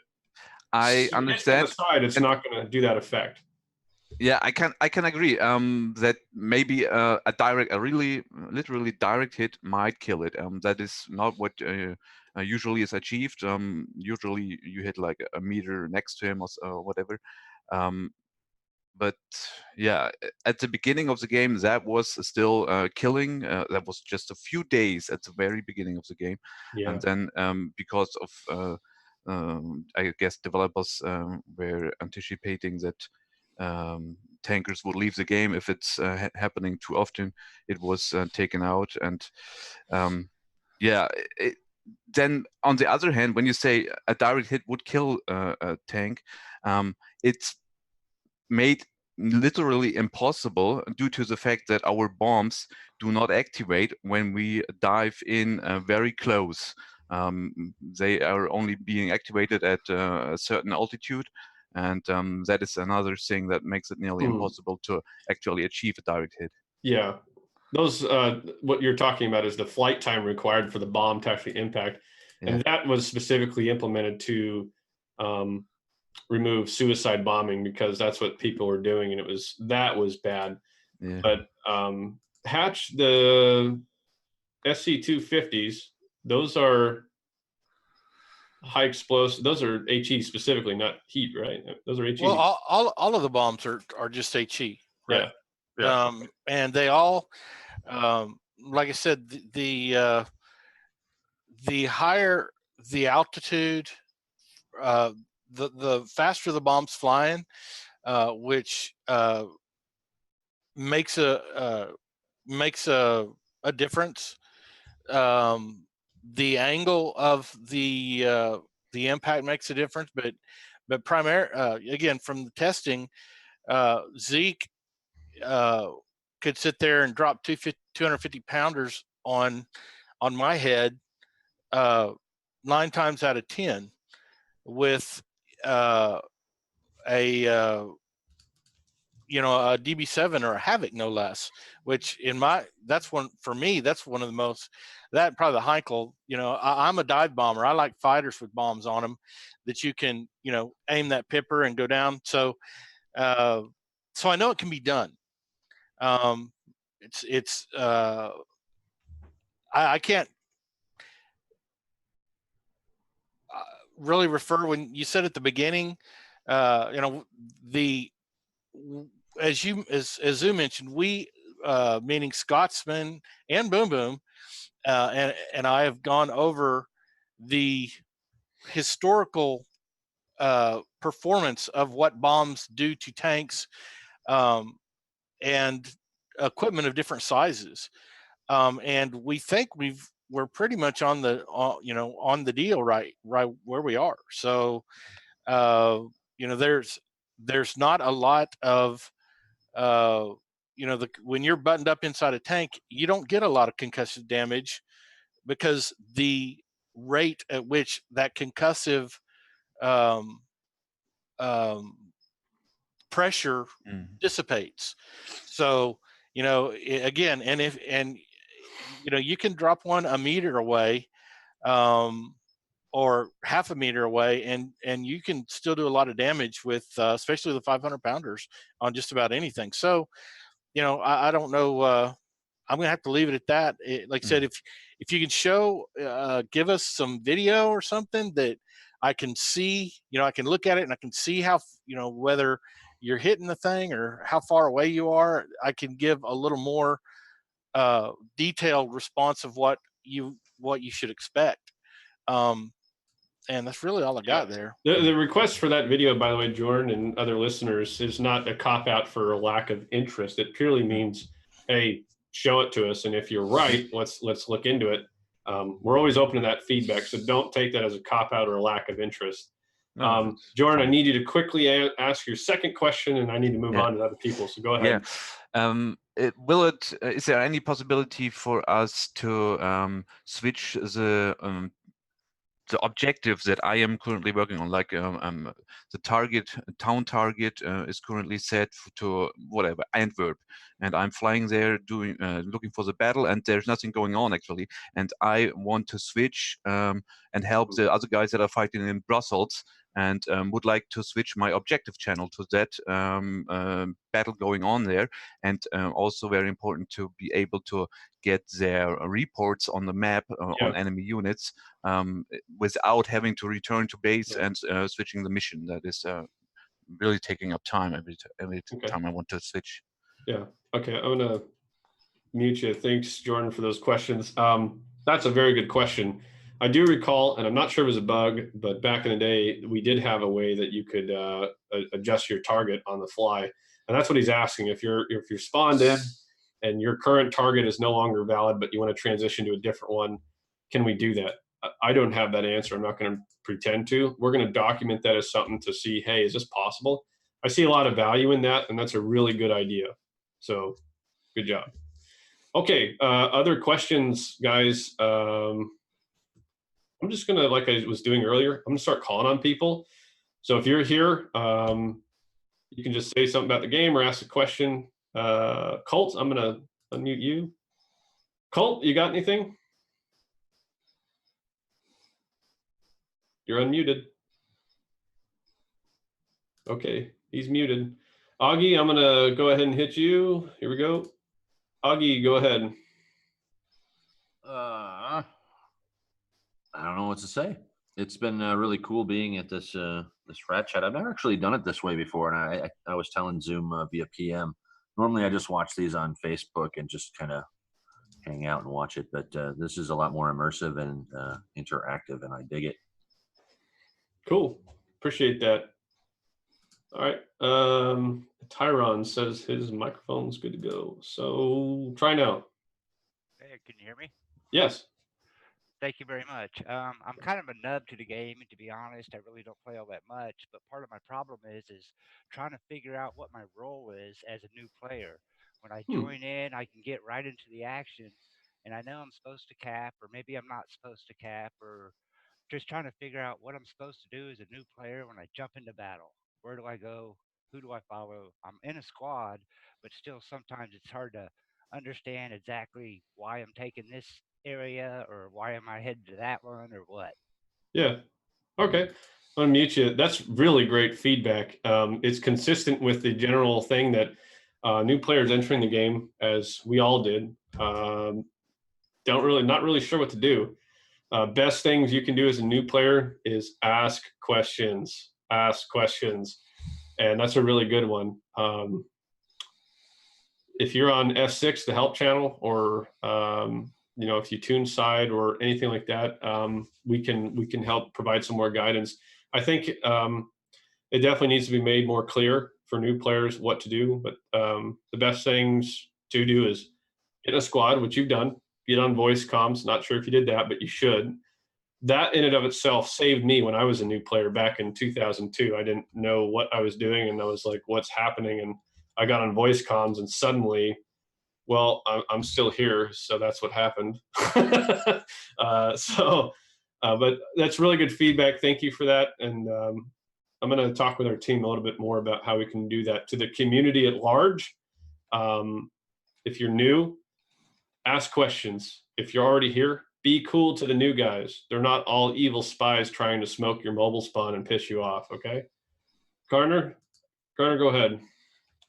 Yeah, I've had personal experience with Shrek rounds not doing damage, not exploding. I don't know if they're deflecting. There was one situation in the forums that talked about it, but I don't think that the explanation was adequate. Is that still the position, or is there some understanding that's been achieved since then? Was the explanation provided by one of my guys? I think so. I probably should get a video of it, but there was one posted too, and it was just that it wasn't rendering. The explosions weren't rendering in high enough definition, but I think it goes deeper than that. So I don't know if that's something that can be looked into or if you already know about it, but something's going on. Okay. Well, I'm going to mute you. Thanks for bringing that up. What I'm going to ask you to do is, first off, yes, it can be looked at. Yes, we're interested in looking at that. Yes, a video is really going to help. So please, in the testing and bug reporting forum, make a specific note about this, like Panzer Shrek performance issues or something, whatever you think the appropriate title is for the problem. And if you want to provide a link from where that post is, but that's we go into the testing and bug reporting forum. If players are throwing stuff into the general discussions as an arbitrary example, things will get lost. Our staff is really involved with the forums and talking with you guys, but bug issues, just like when we say type.bug in game, need to be in that forum so we know where to go. But yes, we definitely want to look into it. All right, we're going to keep going down the list here. Bon Paul, I'm going to unmute you, and if you have a question or if a comment for the community, that's actually our allied sync. So Bon Paul, you're up. What do you got? Hey, the only question I have, I know you discussed at the very beginning, was the HC tools. Is that going to be coming out in the later part of the year or as needed? Good question. I'm going to bring B2K. You should be able to unmute yourself. B2K, can you talk about that? Yeah, so the HC tools is pretty close to being ready to go, or at least in a early version. Some of the functionality won't quite be there yet. My first plan is to focus specifically on orbit related things, and then after that get the emailer online, and then start to work on the awards, at which point we'll integrate the CSR as well as the squad tools into kind of a larger suite that hopefully eventually will become kind of a player tools versus a squad tools, stats, or HC tools type environment. Okay, good deal. Copy that, and we're all looking forward to it. So thanks for your work on that. I'm going to keep going down the list. Da Colonel, we're going to unmute you. Got any questions? Da Colonel? Nope. No mic. Oh, well, sorry. Dilems, we're gonna mute you. If you want to unmute yourself, you have an option to ask a question. If not, that's okay. I didn't have a question. I was just commenting. I hear something, but it's very faint. No question. Okay. Great. I'm going to keep going, guys. So get your microphones ready. I'm just going down the list right now. Dog 3, you're next, then Doja and Duff Loop. Here we go. Dog 3. Hi, Zoom. Hey, everybody. man. Well, my issue, I guess, first up is I just logged in, so I haven't heard the previous questions. But the 64-bit Mac OS development, how's that coming? 10.15 is going to be out soon. Yeah. Good question. I'm going to mute you. That's what we've been doing, but I'm going to answer your question. Our developers guesstimate it's about 75%. And what we've been doing is working on both the PC and Mac code base because it's primarily shared. We do understand, I'm a Mac user too. We have King's a Mac user. We have several. And we really don't want to try and run parallels just to get by. So if you're a Mac user, sorry. We're okay in the time being. After this, we're definitely going to talk with our dev team and get a more solid update. We listed it at 75% when we published the roadmap. There has been a little bit of work since that. And we do understand the urgency to preserve our Mac customer base. More importantly, the opportunities that exist for us to expand it. The reason we don't talk about it too much right now, we don't mention it weekly, is because we would rather have a solution in hand. We want the results to do the talking. We also acknowledge the fact that we need to say something about it every so often, and we'll try and improve on that. But make no mistake, there is development that is occurring on it. I can't give you an ETA right this second because I don't personally have one, but the threat is understood and we're doing what we can to avoid it, and that's the best I can give you. But good question, and thanks for being here. Doja, I'm going to bring you in. You got anything? Might need to unmute yourself. Nope. Okay. We're going to do Duff Loop next, Douglas after that, and I'm Brutus next. So you guys get ready. Duff Loop, go ahead.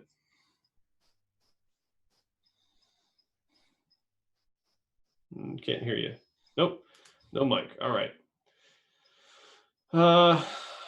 Let's see. Douglas, you're up. Douglas, you there? Okay, moving on. For those of you who are like, hey, what's happening? I'm going through the list and letting everybody here have an opportunity to try and say something, because that's how I run all my internal meetings, and inclusiveness is very important. I'm Brutus, and then JGK, and then we're going to go to JYK. So I'm Brutus, you're up. Oh, mic check. Gotcha.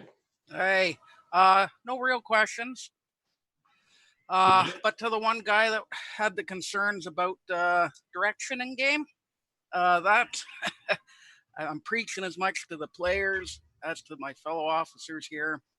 With 136, that's where it really comes in for communication and leading from the front, leading the player base in game again, so they don't have those questions of where to go, what to do. That's what the ops channel's for. That's what .ally, .access is for. So tune those channels. Keep your eyes open for that direction.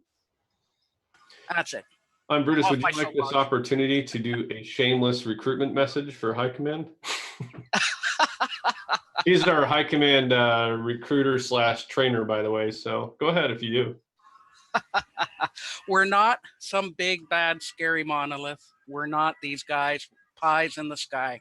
We are players just like everybody else. The major difference is we step up and we're the ones at the front. That's how we role play in this game. That's our little element, the little hook in this game for us is to lead from the front. And I tell you, it opens up a whole new world to the game. You're not just looking at this CP. You're not just looking at that forward base. You're looking at the region. You're looking at the map, and you're working to drive the game. And that's what it comes down to. We drive the game for fun. So if you've got that drive in you to lead from the front, to communicate and to cooperate with your fellow officers, then let's drive this game all the way to either the Channel or Berlin, depending on your side. Cool. Thanks, Brutus. She's motivating as hell, isn't she? The High Command program and that whole onboarding process, High Command itself with the implementation of 136 is, I was talking with some officers the other day. I happen to be on the Axis side that time, but I've had plenty of Allied time now. Anyway, I see King smirking. That's a running thing around here. Anyways, I asked them, based on 136's implementation, have you found that High Command is a lot easier for you as an officer? And it's a resounding hell yes. So if you've been kind of skeptical to join, moving supply is now optional. This was done very intentionally. What we're looking for is to get people back into High Command who are interested in leading from the front, combat leaders, guys who can leverage the .allied or .axis tool to aggregate people into places. Aggregate just means come together, lead, let's go. That's who we need back in High Command, and that's what we're trying to transition things to. So the High Command officers are there to create and facilitate fun for all, as it should be, without the intrusiveness to it. Okay, JYK, and then we're gonna go and try kill them all again, and then kill Roy. So JYK, we're gonna unmute you. Got anything? Hi there. Hi. Hello? Yep, gotcha. I was playing. Not question. Moment. It's a good stuff. The new develop. It's good. But we'll see in the future. I have a time ago when I play. Sorry, my English not so good. Okay. We'll see in the time. I'll try just 2 days to play more time. Okay, keep going. Okay, all right. We'll get you the roadmap so you can see what's coming. I think that's kind of what you're saying, but I'm glad to hear you're playing more and playing right now. Actually, that's awesome. We're gonna go to Kilroy, then we're gonna go to KMS. KMS is one of our guys, and then Lash. So Kilroy, you're unmuted. Go ahead.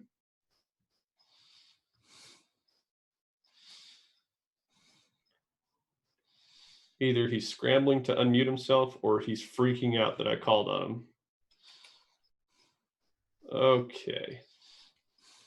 So we're going to mute him back up. I see some of you have questions. Stand by. We're going to get to you. KMS, we're going to unmute you. Got anything? I'd just like to thank everybody for their support and your subscriptions. It really helps move things along, keep the game alive. That's all. It's literally what keeps the game alive. If you stop supporting things, we have a harder future going forward, and that's very real. So good point there, KMS, and we do appreciate all that help. All right, Lash, and then Mag, and then Magus. That's the next three. So Lash, here we go. You're up. You hear me? Yes, sir. All right. Well, thanks for having me. I'd like to thank all of the volunteers for the years of hard work that you guys have done. I can certainly tell. I've been back in the game full time for a little while, I think maybe a year or so, and it's really much better. I heard you talk about getting the new Speedtree, which is going to up the graphics and all of that. Am I correct? Yes, and yes, it won't totally upgrade everything, but all of the trees and foliage and the nature, that stuff. Okay, it's going to look better and everything, and that's, I think, is one of the, as we all know, one of the key things that has to be developed and brought to this game is get the graphics up a little better and stuff like that. And I think you're going to see a lot of new players coming in, hopefully so, because the game, what has been going on, it just gets better and better and better. And of course, there are a lot of issues that still have to be resolved. But as you've outlined earlier, I mean, you guys are doing the best you can, and we really appreciate it. I know I do. One of the things that I'd like to see accomplished, which I think has been one of the negative aspects of the game for many, many years, still just have a lot of anonymous stuff that just happens day in, every night. For instance, last night, the invisibility thing. There are people that just don't render, whether it's you playing for the Axis or if I were to be playing for Allies. People walk up to you and shoot you and you don't see them. I had a guy unload with a bazooka at me last night. I was sitting right across from the depot. I could see the weapon fire. I could see the smoke from the weapon. That's how I knew where he was, but he was invisible.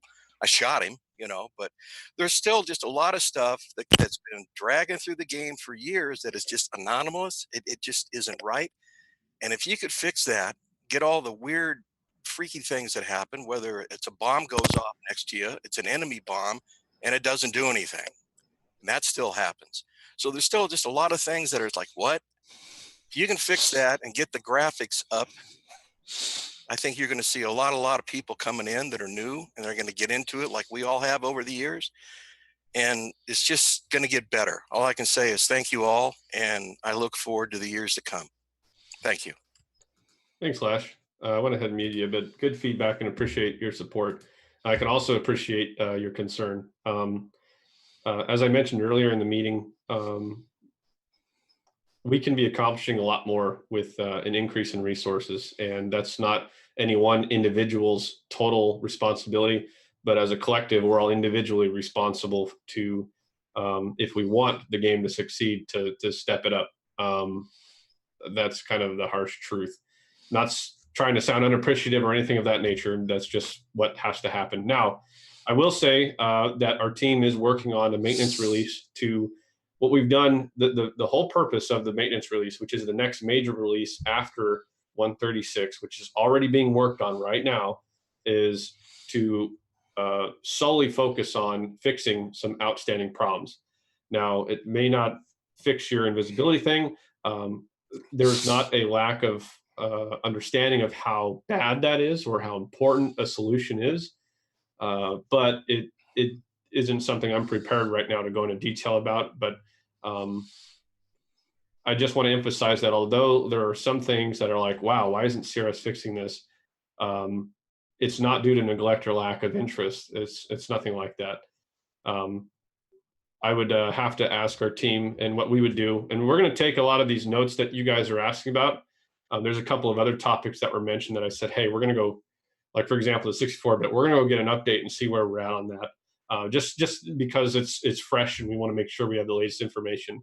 On the same token, we'll go to the dev team and we'll mention, hey, where are we at on that? We'll try and get back to you guys with some sort of an AAR from this rat chat.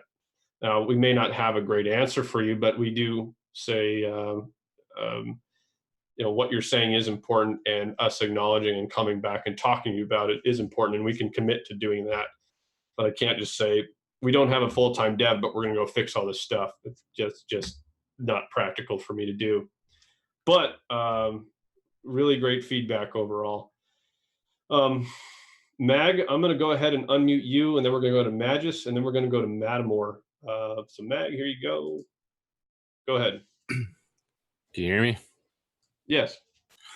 Yeah, I'm just wondering about the when you spawn in, make a mission, you die once, and you go back in, and mission's closed. There's a fix for that coming out tomorrow. So you are working on that? It's already fixed, and we're going to deploy it tomorrow. Sweet, because me and Devoid are pretty, agitated about that. Yeah, me too. Sorry. I just subbed for another year, and it was like 170 some bucks. Is there a reason why it was like 170? Is there any perks to that? Nope. Was that done through Steam? Yes. It could be the translation to Canadian dollars. I don't have a quick answer. What I can tell you is you got it right in time because our prepay options are no more. So everybody's transitioned to a monthly recurring rate, and we're no longer offering prepaid plans outside of a yearly hero builder plan. All right. Yeah, so I mean that's cool, but no, it could be the conversion, and you know when I was adding in all the price points on Steam, there is a there's both taxes required, depending on VAT taxes if they're international sales. That just happens through Steam, and then the conversion of this is what it is in U.S. dollars as compared to whatever the valuation of you're in Canada, right? You bet, bud. Okay, so whatever that is as well. Same thing happens internationally in like Europe as well. So yeah, it's kind of hard to give you a specific answer. But I say again, you got something that people going forward will not. So that's cool, right? Yeah, man. I'm down for another year. Sweet. Well, appreciate it. Thanks for being here. Good to see you. We're going to move forward to Magus, Matamore, and McAfee.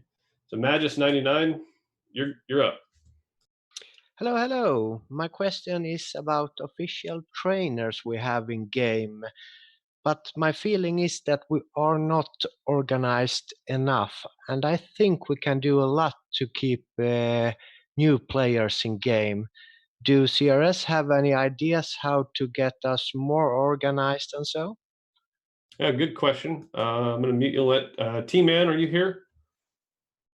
Can you unmute yourself, T-Man?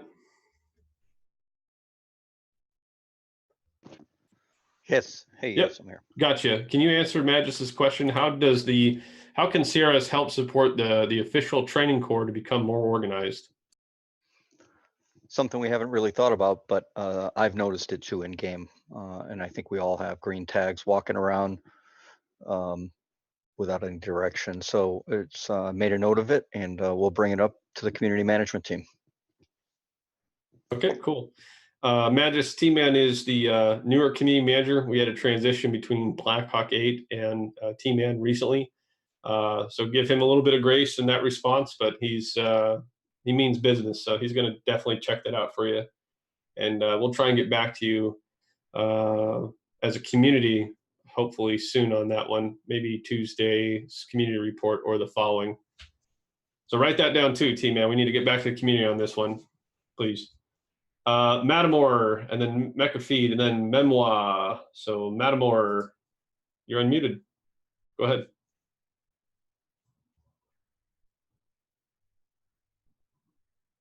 Matamore. Maybe he's too busy looking at his stats. Okay, we're going to move forward. McAfee. McAfee, you there? I hear something. Can you hear me? Yeah. You got anything you want to add? Either a question or maybe a comment about hybrid supply, either one? Yeah, I at first was a little iffy on the hybrid supply, but I actually have enjoyed it. So I think it was a good move. That's what I like to hear.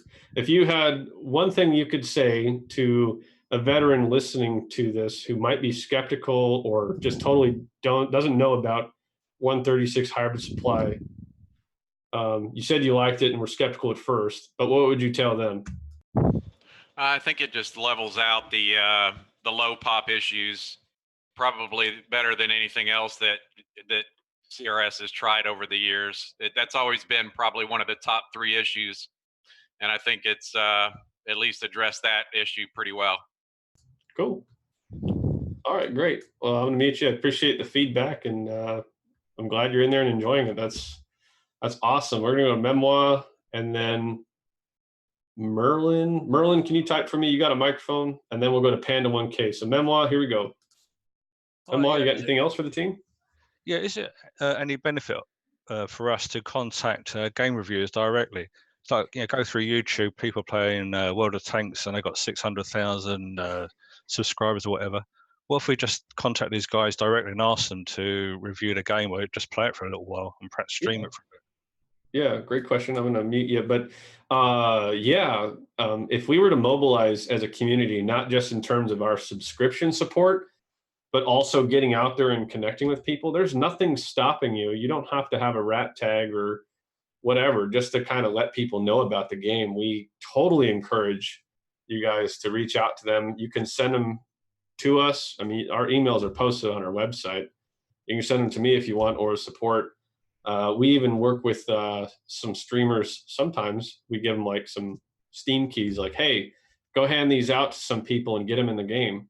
CRS is willing to help but support any of those initiatives. And the more initiative you guys take on your end, you can, the difference between the 50 people we have supporting CRS's staff versus, say, 10,000 fans of our community, that's a pretty massive difference. If each one of you guys went out and got 1 or 2 extra people, our game would just boom. It would just get busy overnight like that. And we know we have a lot to do on our end to help improve that experience, but don't forget the power of what you as an individual can do if you're motivated to do it. So yes, absolutely. Great stuff. Good question. Panda 1K, I'm going to unmute you. You got anything to add for the community? Nothing for me. Okay. I got something else for you. If you were to say one thing to returning veterans or even new players about hybrid supply and how it's impacted World War II online, what would it be?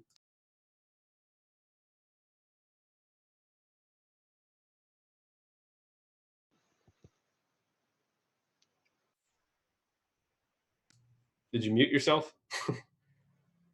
Oh, sorry, my That's okay. headset. I wasn't sure if I caused your brain to freeze or what. Oh no. No, just get in and just play with it, get used to it. I think it's for the better. All right, cool. All right, thanks, man. Appreciate that. All right, we're going through the list. As I mentioned earlier, getting to talk to everybody who's here is really important for me. Letting everyone have a voice. It's that's what we are, an inclusive community. So thanks for being patient. Pete is actually our support team lead. I haven't called on him yet. Pete, you got anything you want to add?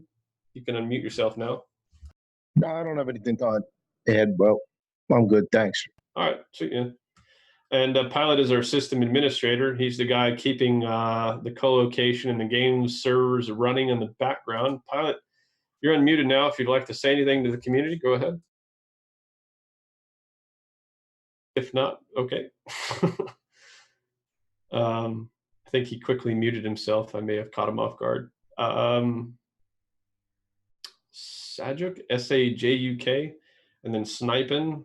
We're going to go to you guys. So Sajuk, sorry if I'm botching that name. You're unmuted, Sajuk, if you have anything you want to add. Okay. Botched his name for no good reason. Snipin, you got anything? Okay. We're moving fast through the list. VN Drake, you got anything to add?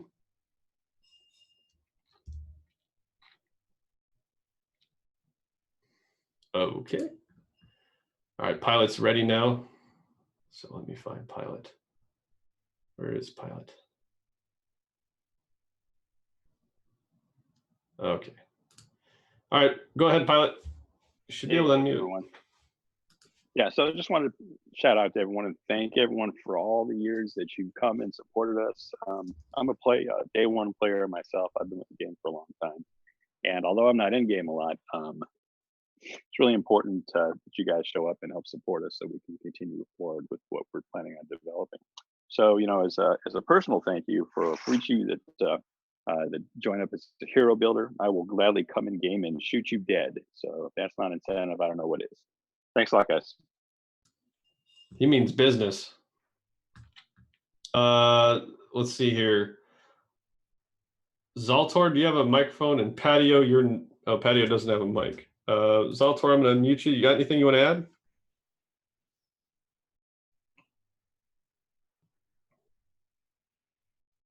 Okay, guess not. All right, we've got a few hands up. We're going to get to you guys now. Thanks for patiently waiting.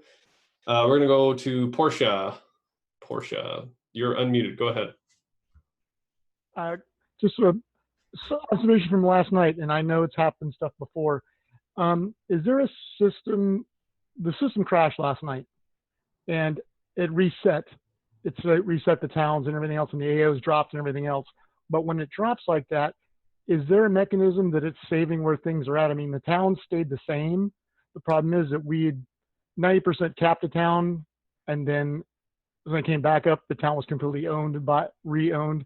The FBs flipped and everything back on that. Is there a system set to catch that? You know, so when it resets it back and comes back online, that it's close as possible to what it was before. I mean, it's never going to be exact, I know that, but something close to that. And also the same thing when it came back online, there were no AOs. The AOs were gone. It took a while for the AOs set back up and everything else again. And when that happened, it totally changed the map last night. It happens on both sides, but it's just an observation I saw last night. Yeah. And I didn't know if there's anything along those lines that catches that to reset it back or close to it. Okay. All right. Well, good information there. Ohm, I'm going to unmute you. Do you want to take that? Oh, can you hear me? Yes. All right. Yeah. Last night's map crashed was the map host itself. So the map host is saved every 2 minutes. So it should have came back and put everything back to where it was, especially for FBs and stuff like that, to where it was for the prior 2 minutes. As for the town itself, you know, and the AOs, it will just remove all the AOs and reset the town to its master owner as it should, because you know, AOs are by population, and you never know. The high command or somebody might want to change the placement of the AOs just because it'd be a surprise. Last night's host, why it crashed, we're not sure. Unfortunately, it didn't leave a good enough log for the reason why. So most of the time, if it's a different server that crashes, it'll leave the map exactly how it should have been. But unfortunately, last night was the map host that crashed. I know people complain about the supply also. Supply, you know, will come back after a server restart, unfortunately, and that's, you know, over a 60-minute time. Yeah, that's good information there. So some of it is saved, some of it just gets reset, and unfortunately our logs are not always great. So that's pretty much it. Bearded Mitch, we're going to go to you. Unmute. All right, so I have a question in Facebook chat about what is our progress at getting more languages translated into game, and if someone was interested in helping with that, where could they go to volunteer to help with their language? Okay, B2K, I'm going to unmute you. B2K, go ahead and respond to that. Currently, we are officially supporting German, Spanish, French, Italian, and then also traditional Chinese. We are working to get the Russian language in, which I believe is in development. Sniper probably be able to give more details on that. But if anybody would like to assist with the efforts for our officially supported languages, as with everything else, we are a fully volunteer team. Our translations, if there is nobody available for a specific language, we do use Google Translate at the moment. We're looking at other options.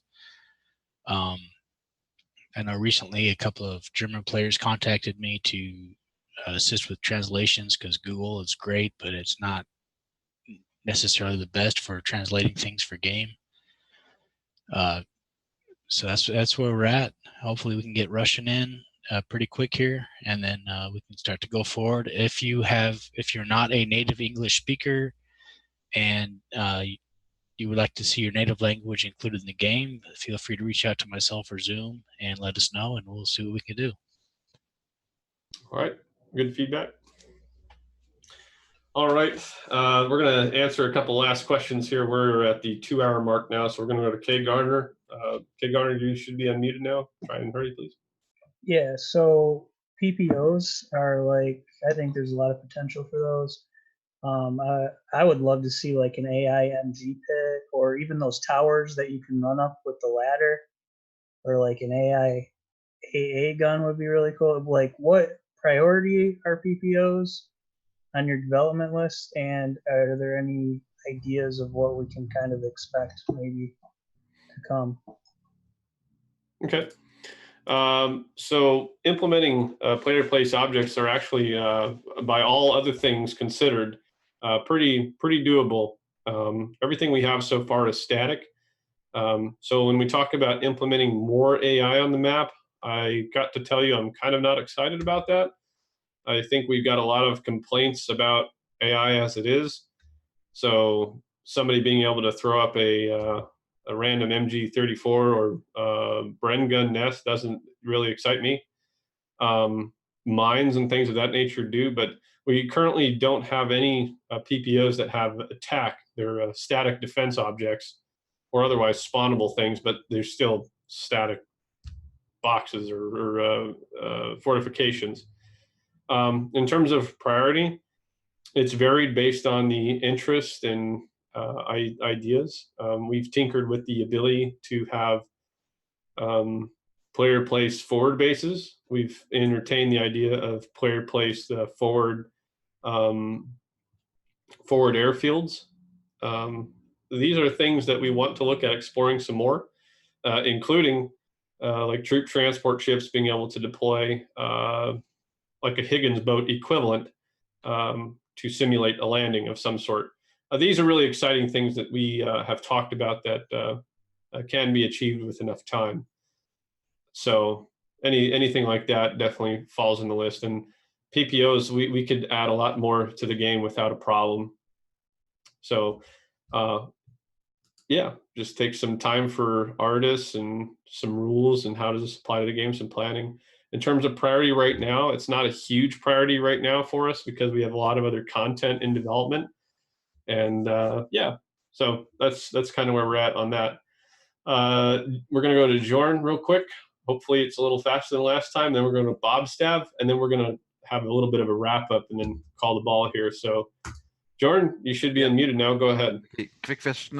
When you're adding loadouts, I assume, in general, I assume that fuel weight is calculated by the game. Will we also be able to adjust the fuel load on a plane, so reduce fuel load to improve plane maneuverability? Mm-hmm. Okay, good question. I'm going to mute you. Hatch, we're going to unmute you. Do you want to answer that? Yeah, I don't think we're going to adjust.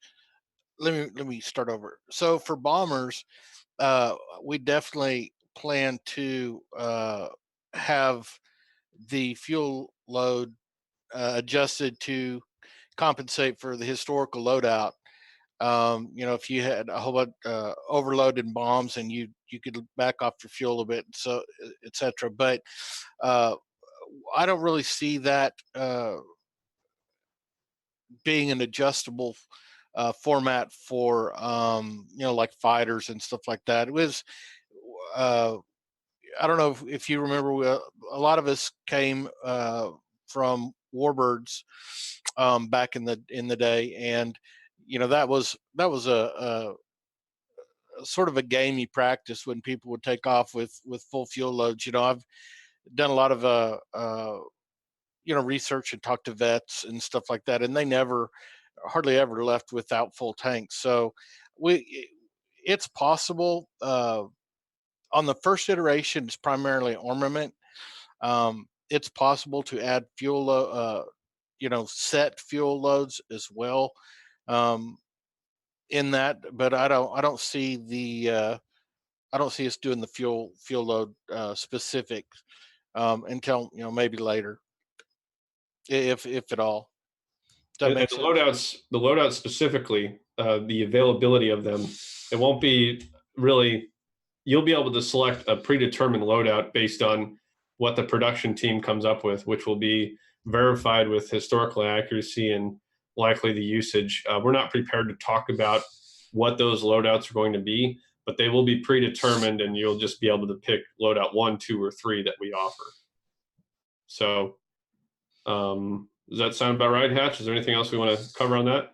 Yeah, I was just trying to be clear specifically about, like, we're not going to do the old Warbird things where you load up 10% fuel so that your plane turns better than anybody else that's in the same plane with a full tank. So, if you want to get that, you're going to be flying a bit to get that before you dogfight if that's what you're wanting to do. Yeah. Yeah, copy that. Good point. We have one more question with Bob Stav. Bob, you're unmuted. Go ahead and ask it real quick.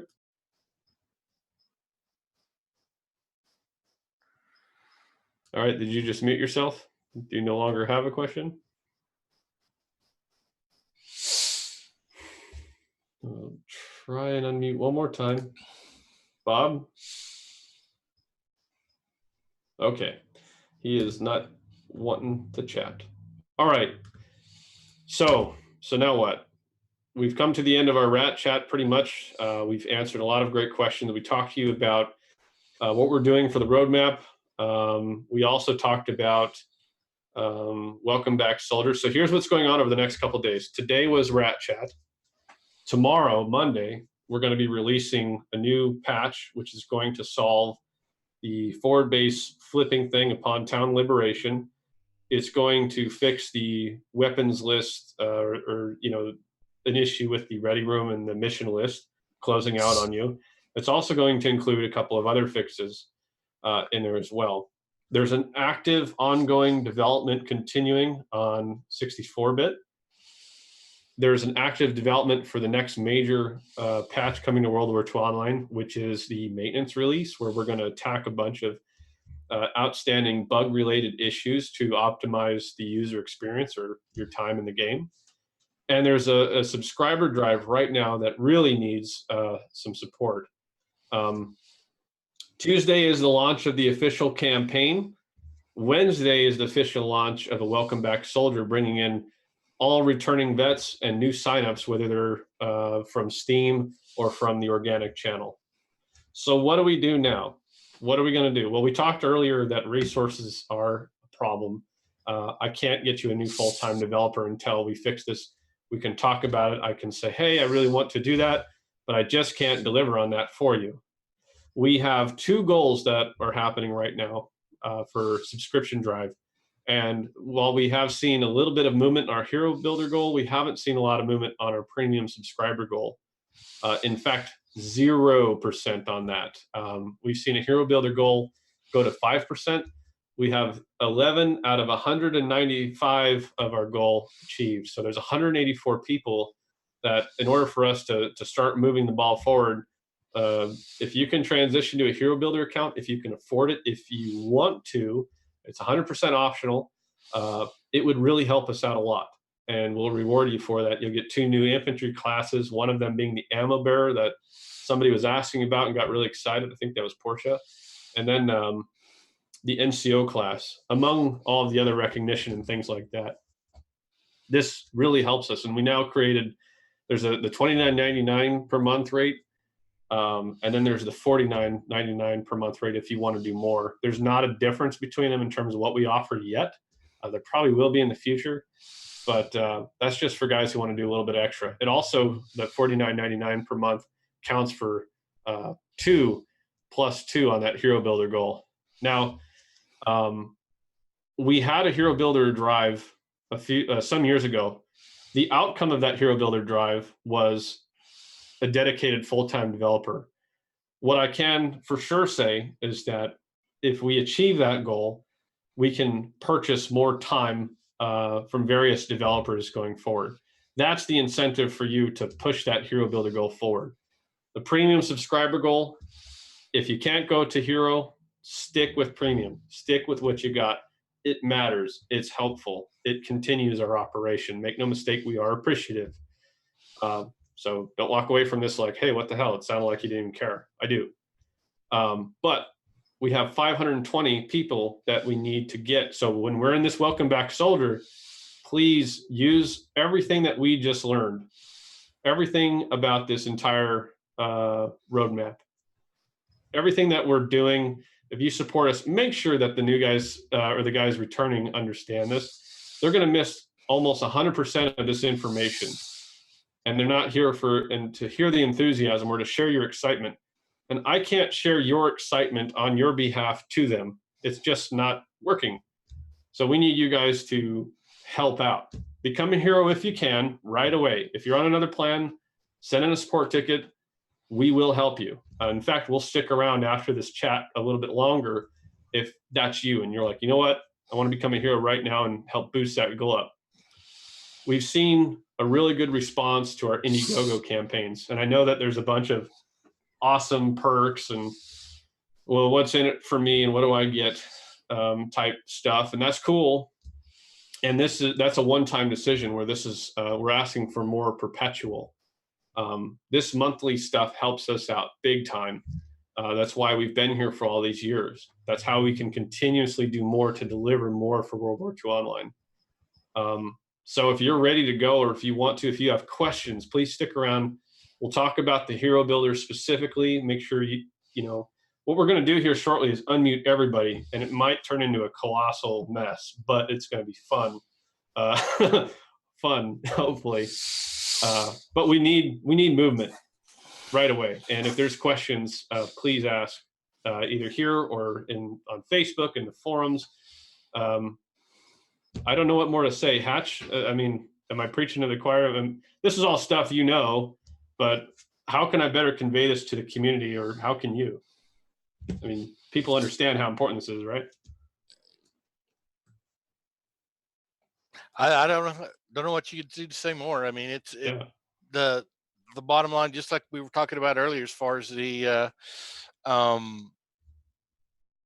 stress limits and stuff on aircraft, you know, all of this stuff is code.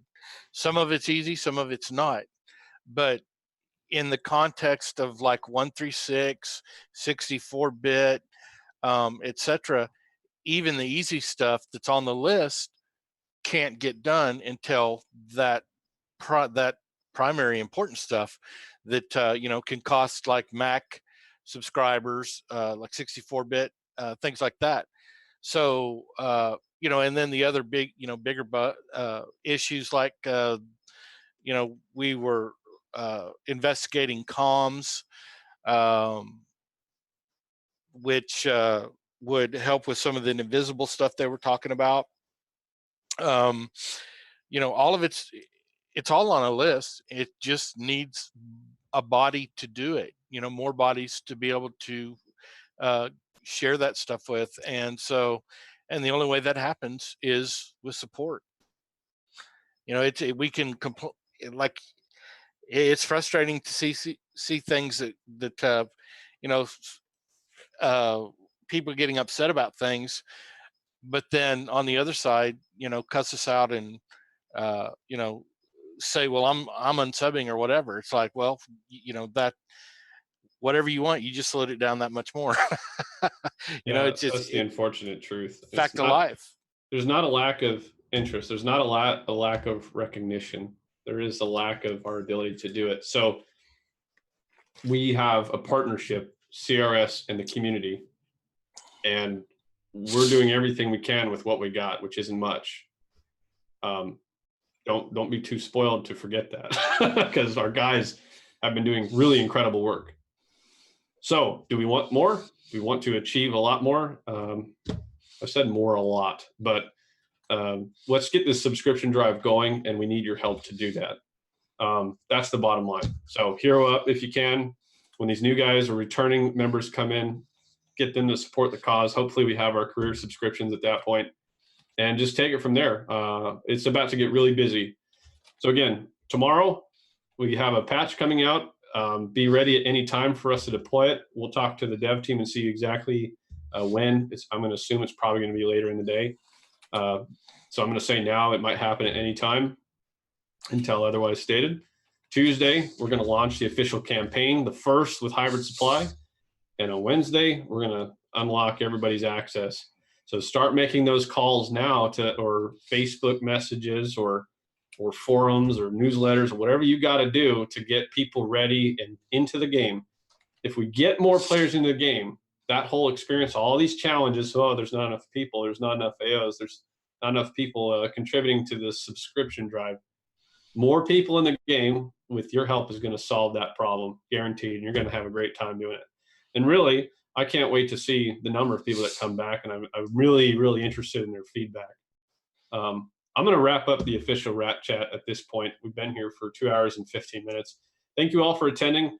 If you want to stick around, I'm going to unmute you all. I'm also going to take a just a short break, and I can come back. And if you want to hear up now, you can send us a support ticket. I can answer some questions, or my guys can. But that's it officially. So thanks for being around.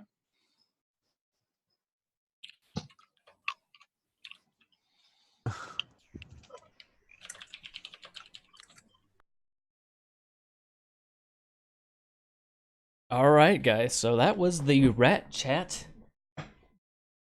I hope all y'all got some interesting information. I'm gonna go over some stuff for you guys. If you had some additional questions, let me go ahead and hide this stuff here a little bit and open up this possibly. There we go. So, if you did not get a chance to ask any questions, please go on over to our website. If you've never been on it, it's WWII online, if I can spell.com. Type in enter, that'll take you to our website. Once you get here, go on over to community and news, go down to forums, click on that. I already have it opened. Once you get into the forums, go scroll down, and then if you have an idea, go to game ideas and suggestions. Right there. Create a new topic. If you have something interesting, even if you don't think it's interesting, if you have ideas, let us know. We take everything under consideration. We love to hear new ideas.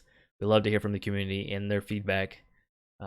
So yeah, if you didn't get to ask something or you're curious about an idea, go to the forums, voice that, and then we'll take it from there. We're very responsive on the forums. Also, I saw a question about volunteering your time. So right now we're pretty much an all-volunteer team. So if you also go to our website, so we'll start at the home, go over to About the volunteer programs. It'll jump you down to the volunteer programs, and it shows right there the email you can contact to volunteer. Just email that, say what you're, what you can offer, what you're looking to do, and then someone will definitely get in touch with you there to help. Another way you guys can help, Zoom was hitting on it. We all want these fancy little, new shiny equipment. I personally cannot wait for the JU-88 and the Wellington bomber. I'm a big bomber fan myself. If you guys want to see that stuff enter the game, we need your help becoming a subscriber. We'd love to have you in the game as a free-to-play account. More people in the game always helps, no matter what. But to really help the game, to help add new equipment, to help pay for those servers, help pay for those developers, we need you to subscribe to the game, and multiple times too. That really does help. And if you just absolutely love the game and you have a little bit more to give, you can get the Hero Builder, which, as you can see here, gives you a little bit more access. It's $20 additional, basically. I believe the cost for the Hero Builder is $49.99 a month, but you get access to NCO class, the ammo bearer, a free second account with those inventory available as well. You get some form perks where you get a title, an avatar, your name gets capitalized in the form. You also get an in-game hammer, so that shows up. Everyone knows you're a hero builder, and your name gets officially listed on the website as well, with a little bit of other things in there. And you guys can all go out and tell your friends and your family about it as well, because every little bit helps. And even if you just tell your friends and family to try out the game as a free-to-play account, that also helps. Having more players in the game makes everybody happy. Having more targets to shoot at is always a good deal. Another thing, if you guys did not already know, the Welcome Back Soldier is coming Wednesday, the 1st of May, and it'll go all the way to the 15th. So 2 weeks of Welcome Back Soldier, which basically means all veteran players and all new players signing up get access to all the equipment to try out for 2 full weeks with the new hybrid system. You also get to see a picture of me with a lot of hair. But yeah, so that countdown's going. Encourage your friends and family to check out the game, especially when that Welcome Back Soldier event happens. We'll get you in there, get you to trying all the equipment. That way you can make the decision whether the subscription is right for you, because that's what you basically get when you subscribe to the game. You get access to all that equipment. So I hope you guys Really enjoyed this Rat Chat. I hope it was informative to you. Like I said, if you have any additional questions, please ask them over on the forums. Ask them in the Discords. You can get that also through our website, those links. But yeah, guys, I hope you all have a wonderful rest of your Sunday. Have a great week. And until next time, later.